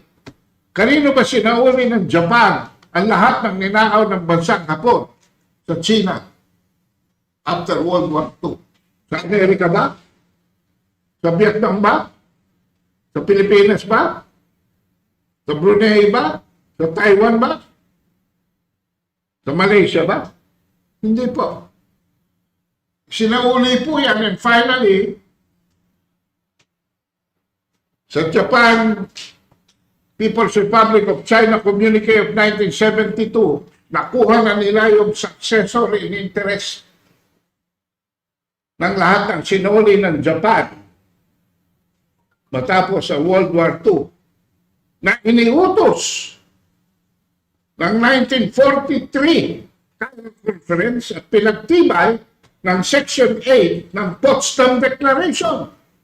Na pag-uutos, hindi lamang ng China, kundi ni Franklin Delano Roosevelt at ni Winston Churchill.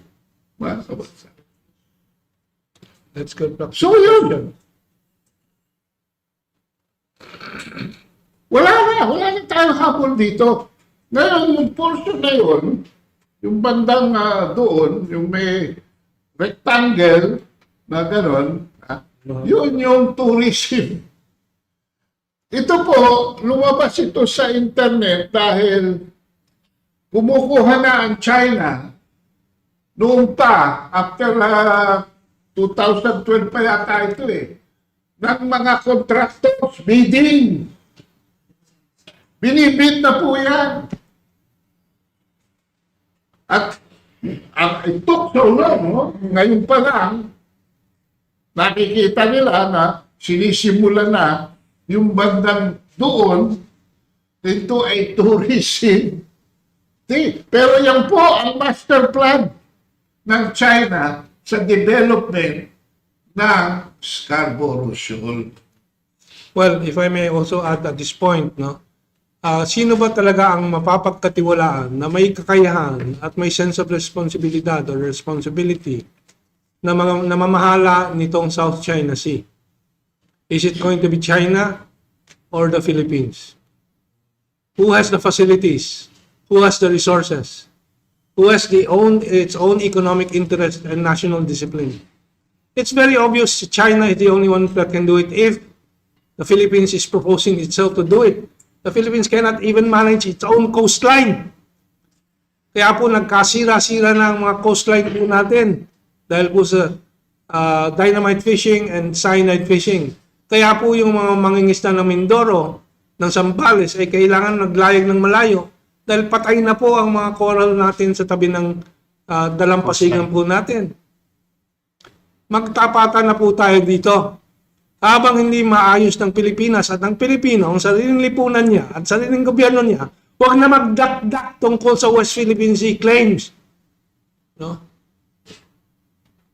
Inuubos lang natin ang panahon ng bayan sa mga walang kakwenta-kwentang pagbibida po ng National Security Advisor na tulad ni Anyo, na peking Pilipino na si Gibo Teodoro na handang lumikas pagka may problema na po ang bansa. Niloloko tayo paulit-ulit ng mainstream media. Mga walang hiyang mainstream media. Hindi naawa naman tayo sa mga empleyado ng mga yan. Pero alam natin, sila Manny Pangilinan, mga Lopezes and so on, siyang nagpapatakbo po ng editorial direction and policies niyan. So, aminin na natin, China has proven its worth to humanity. Napatunayan na ng China kung anong galing po ng China, anong disiplina ng China, anong pangarap ng China na makakabuti hindi lang para sa sarili niya kundi sa buong mundo. That's why we discussed kanina po ang Shanghai Cooperation Organization and the BRICS Plus community. Dahil po, nandun na po Latin America, Africa, South Africa, Middle East, doon na po napupunta sa ilalim ng pamumuno ng People's Republic of China and Russia and now India, Indonesia, and so on. So, I think now we can go to the next question unless you have anything to add. Yeah. Dito lang muna. Tutuldukan ko lang yung meron ako advice sa iyo, Secretary Ed Anyo. Nabasa mo na ba ang arbitral ruling? Baka hindi pa. O baka nabasa mo, hindi mo naintindihan.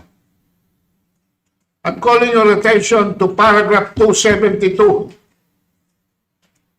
na nagsasabi na walang kinalaman ng arbitral ruling sa anumang historic claims ng China over land sovereignty.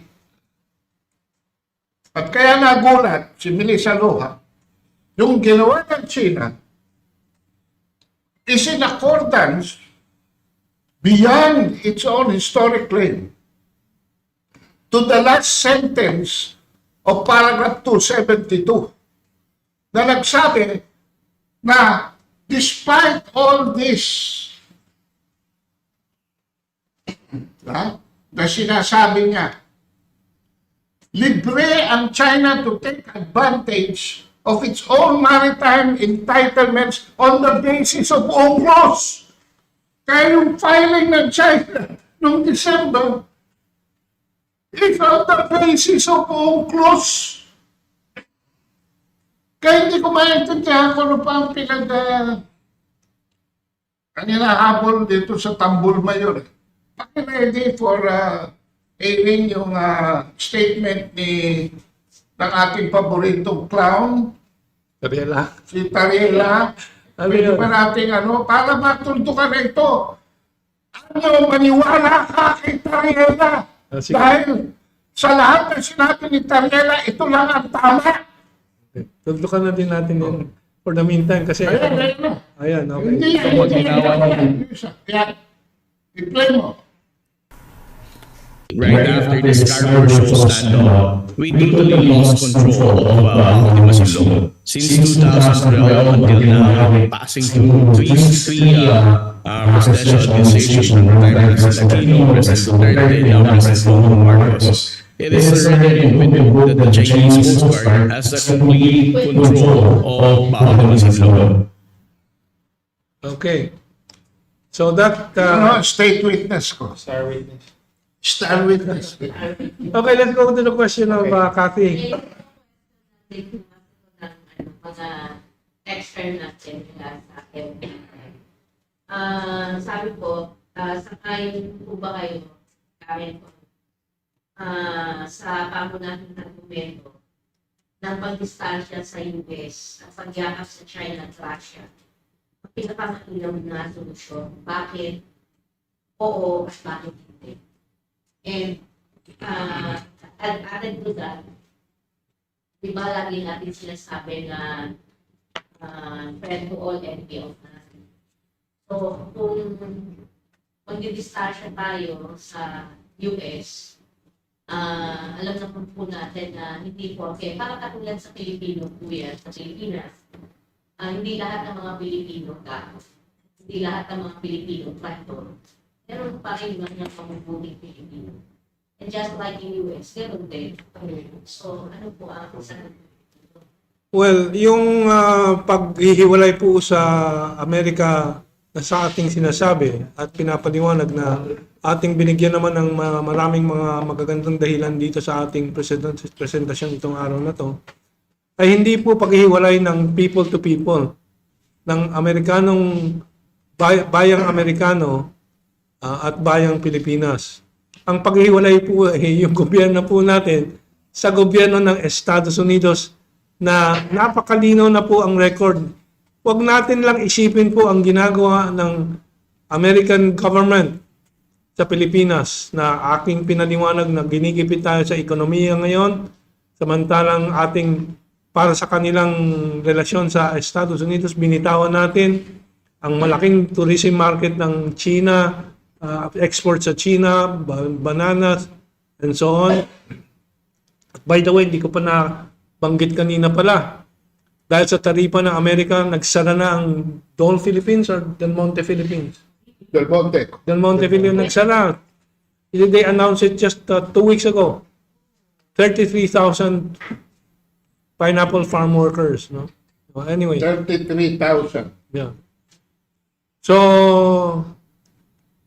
ang global majority, ang mayoriya ng populasyon ng mundo, 40% right now, not counting the others who are waiting to join, ay kasama sa South SCO, Shanghai Cooperation Organization and the BRICS plus countries, no? Okay. And so, ating binibigyan nga ng pagkakataon na malaya ang Estados Unidos, ang American people, from their oppressive ruling powers in America itself. At mapapansin po natin, ibinoto ng American population si Trump dahil doon sila umaasa na merong kaunting kaibahan sa mga puppet ng deep state. Anong ebidensya na si Trump ay nagpipilit na makawala sa deep state? Kinasuhan niya si George Soros, for example. Si George Soros ay British agent, financial agent ng Western financial oligarchy. At kung ating nakikita sa Indonesia, Nepal, yung riots na organized ng external forces, yun din ang ginagawa at kaya kinasuhan ni George Soros ni Trump si George Soros dahil po si Soros ang nagpopondo din ng mga riots sa Amerika. Dito, napakaraming NGOs. Kaya po wala tayong nakikitang riot dahil kahit na sobrang diskustado na ang populasyon sa gobyerno ni Bongbong Marcos dahil po ang Amerikano ay backed up ni Bongbong Marcos. At mapapansin po ninyo sa 100 rallies na inaanunsyo ngayon, 11 ay mga organisado ng tradisyonal na naghaharing uri at institusyon sa Pilipinas tulad ng 1 billion march daw, mga simbahan, mga CBCP, Katoliko, na nandiyan sa record ng history natin ay kasabot ng mga kudeta laban sa mga liderato tulad ni Presidente Marcos Sr. na nagpipilit na mag-assert ng kaunting independence. Kaya po hindi ako excited sa dami ng rally. Ngayon, dahil unang-una pipiliin mo, ikalawa, kahit na mag-rally po, ang lehitimong rally, walang magagawa kung hindi kasama ang military. Yeah. So, yung comment ko na mga rallies ngayon are tawag dito, meron mga motibo not for the welfare, really for the welfare of peace and... I think we were one of the first to expose, for example, the icon now of these yellows, no? Si Vico Soto, for example. What do you think about the Artikulo 11? This group are actually environmentalists, peace, and this group are yellow cards. Sorry, yellow, Yeah. So this is the so-called civil society movements is the last dimension of American or Western superiority. Diyan lang talagang silang natitirang may talagang poder at kakayahan, guluhin ng lipunan. Yeah. But even that is waiting for the collapse of the American economy at ma-withdraw na ang mga financial support dito sa mga ito. So what is your message to the Filipino people who are right now? Doon sa tanong ko mo kanina nga na galing sa Facebook ata, no? Yeah. Talagang tamang hakbangin at yun ang ating minumungkay para sa bayan natin na tayo ay kumalas na po doon sa katanikala sa Estados Unidos at tayo ay umakap na po doon sa multilateral, multipolar project ng SCO and ng BRICS, Brazil, Russia, India, China, South Africa plus at ng batay doon sa mga prinsipyo na ating pinakita kanina, equality of all nations, big and small. Hindi ko lang nasama kanina yung larawan ni Trump, nakausap niya ang G7, mga European countries, parang mga bata na dinuduro at nilelecturean. Samantalang yung kabilang larawan na gusto ko sanang ipakita, hindi ko lang naisama kanina, ay yung sama-sama, Putin, Modi, nakangiti, kasama si Pezeshkian ng Iran, and of course sa Tiananmen Square si Prabowo humabol. And so, camaraderie, a society of equals. At lahat ng problema, may kasabihan galing kay may quotation galing kay Chinese Foreign Minister Wang Yi. Nung natanong, I cannot remember exactly, but ang tanong sa kanya anong national interest ba ang dapat i-pursue ng mga bawat bansa? Sabi niya, hindi na yan applicable sa mundo ngayon. Ang dapat na pinapursue ng mga bansa na interest ay common interest of all nations, of each other. Hindi, pero America is America first, which is ang kahulugan po nun, America only, which is what we are beginning to see now.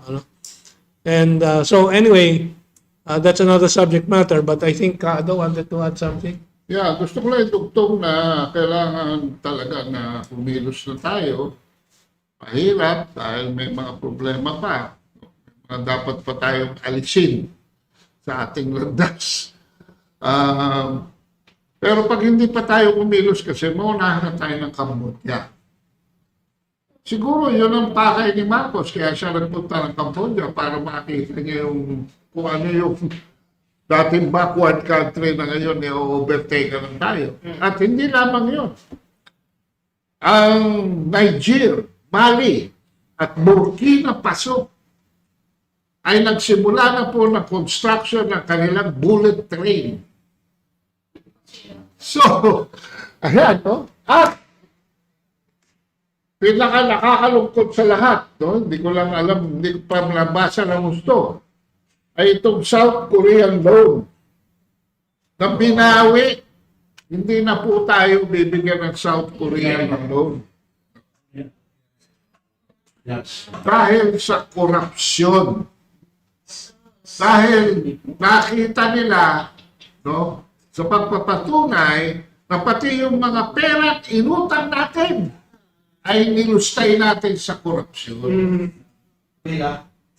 Ha? Nila. Ha? Corruption nila. Hindi ako nag- Okay.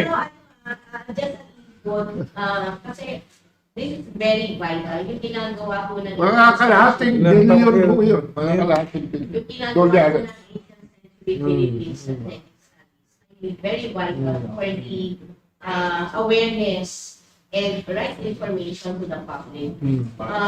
Input lang po, I don't know if you're aware of the yakap ng magulang. No, not aware. Yakap ng magulang is headed by Reyisa Lucena, who happens to be, tawag dito, kalayon ko siya. Pero syempre, mas senior ako doon. Pero ang concern ko lang is that tuloy-tuloy ang kampanya niya about the West Philippine Sea. The wrong information, the wrong side of WPS. So actually, during the meeting, board meeting, kasi akong class secretary, nag-discussion kami dyan. Kasi there is a project na parang pelikula. Yung delivery. Food delivery. Food delivery. Yeah. And diba, ating Golden Lions Club, pre-post niya yan na magkaroon ng parang supportahan natin. Sabi ko, may alam. Sabi ko naman, bakit natin susuportahan ang isang proyekto na magdudulot ng mas lalong kabuluhan sa isip ng mga, lalo na ng mga bata. Kasi, mga bata ang kanilang binibigyan ng mga information drive.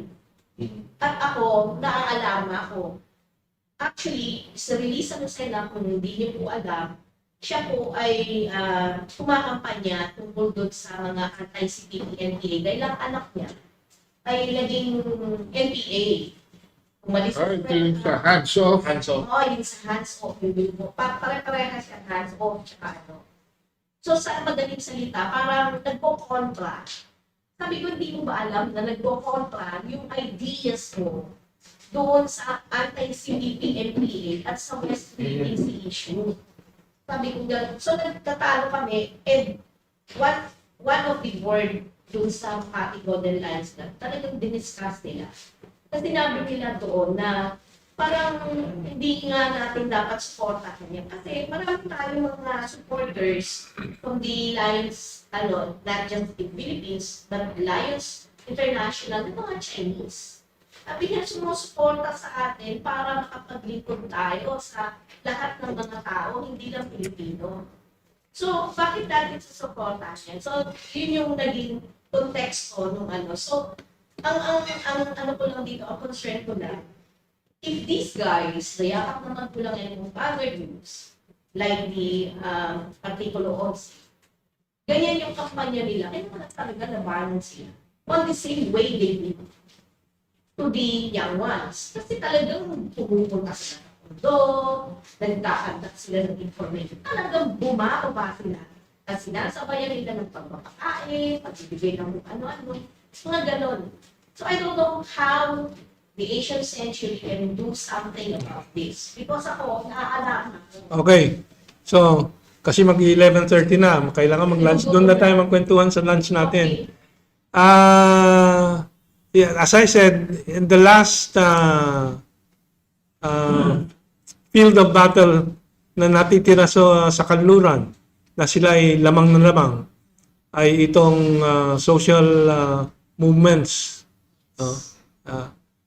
Yan ang they approved 3 years ago $1.8 billion for anti-China propaganda.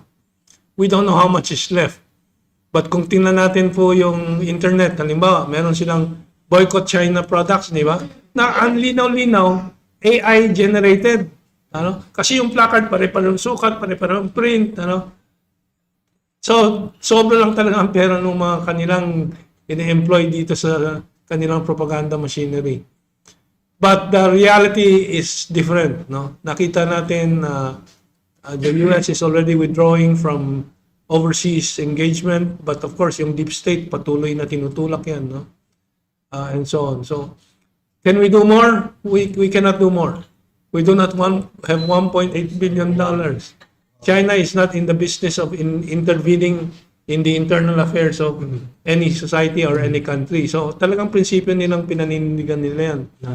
So, the reason why we have some resources is, for example, I have a regular OFW donating $300 a month. Ano? Marami, mga 100 mga kanyang maliliit na donations na ating tinatanggap. But we cannot really control a national network like they control Inquirer, Philippine Star, and so on. Kaya, unfortunately, we will have to depend on everybody sharing our information that we broadcast. You know. Well, we can meet groups one-on-one. That's why we'll be in Davao next week. Kasi we have found that maraming uhaw na uhaw doon sa regional communities for this kind of information. They agree with us, but they cannot see enough. Ano? So my hope is in the next few months, we can set up a national, we tried, di ba? National radio program. Anyway, that's the best that we can do. I'd like to say something. Ako'y nalulungkot sa report na yan dahil kasama natin yung ginang na yan sa hands of our children. Pero kung iisipin mo, sino ba ang kasama niya sa hands of our children? The LCAP. The military. Kaya yung military narrative sa West Philippine Sea na nagagamit siya. So, ang advice ko lang sa kanya, kung makikita kayo ulit, hands off West Philippine Sea. Pwede tayo makipagpulong sa kanya. Let's organize. Okay, mag-aalas 11:30 na, I think. Okay. Unless there are last-minute questions that are relevant. Yeah.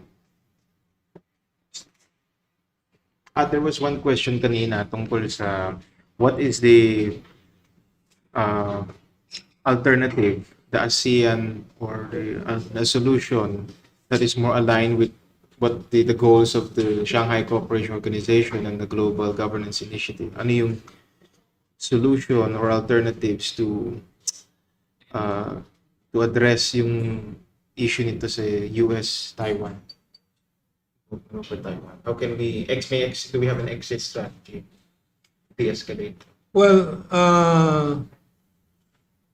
we as an institution, Yeah. the position. I have explained my perspective diyan, no? There is no conflict actually between Taiwan and mainland China. Ano? It is the political party DPP, which is a clone of the US, no, that is creating the problem. And it will resolve itself over time. Kasi the DPP, the American-controlled party, it just lost a very major battle in the Taiwan parliament. In the last election, they lost control of the Taiwan parliament. So the American extensions or appendages here in Asia are all losing. Ishiba in Japan has just resigned, no? Effective a few months from now, awaiting election. In South Korea, the pro-unification leader, President Lee Jae-myung, I forget the name exactly, won against the American puppet in the last political tussle. Here in the Philippines, Bongbong Marcos is also losing heavily, and so it's a matter of time, especially now with the Hegseth announcement that the U.S. will be refocusing to homeland security, Fortress America, and shifting away from anti-China campaigns. Kasunod niyang deprioritization na yan kasi yung pera mawawala na dito sa mga America Competes Act na anti-China, shaming China, shaming Russia. Mawawala na dyan Magko-concentrate na sila rin sa hemisphere nila which is a very good thing for international peace at first glance, no? Depends on how it evolves later on. But kaya lang naman pumapagagpak sila lumalabas kasi ang pera sa tenga no? Kami itong mention 1.8 billion for the information war alone. Bukod pa yung additional $500 million for 2025. No? So, ang laking pera talaga. Kaya nakikita nyo naman, but you see, depende rin talaga sa kwento. Kasi truth has its way of coming out. No? And pagka wala na yung mga funding na yan, maghihinalo na rin yung mga nagagamit. So, things will fall in its right places. Yeah. Yung DPP is only leading by 1 vote sa parliament ng Taiwan. I'll do the closing remarks now. So, yan lamang mas, it will, mag-self-healing yan Things will fall in their proper place. This is just where we are today is just one small stage of a long war towards that community of shared future for mankind. Para matikman lang po ninyo yung mga nangyayari po sa mundo. The competition for the Arctic trade route between the West and Russia and China is ongoing. Wala tayong diskusyon tungkol diyan. Saan ba tayo lalagay diyan? The battle from in Iran is shifting to Azerbaijan dahil po may struggle for the Zanzibar corridor, the north-south rail, the transport corridor ng Russia and Iran and so on, and India. Napakaraming nangyayari. Tayo'y nakalimita doon sa South China Sea, West Philippine Sea, corruption natin. Yan po ang malaking nawawala sa atin, yung perspektibo sa buong mundo para mailagay po natin ang landas ng Pilipinas sa magandang kinabukasan ng sangkatauhan. I think with that we can close. Thank you, Kamentong and Kado, for your presentations today on how on the dilemma in the Philippines and how Shanghai Cooperation Organization with China, the BRICS countries, and the Global South majority can offer an alternative instead of the forever wars that the path that we are pursuing right now. The state is. Thank you to everyone who joined us here, Press, Manila Times, Miss Cathy, Sir, all the other media here, and everyone who joined us in Facebook, YouTube, and Zoom, and everyone who's watching us in the replay. Thank you. Have a good day. Okay, thank you very much.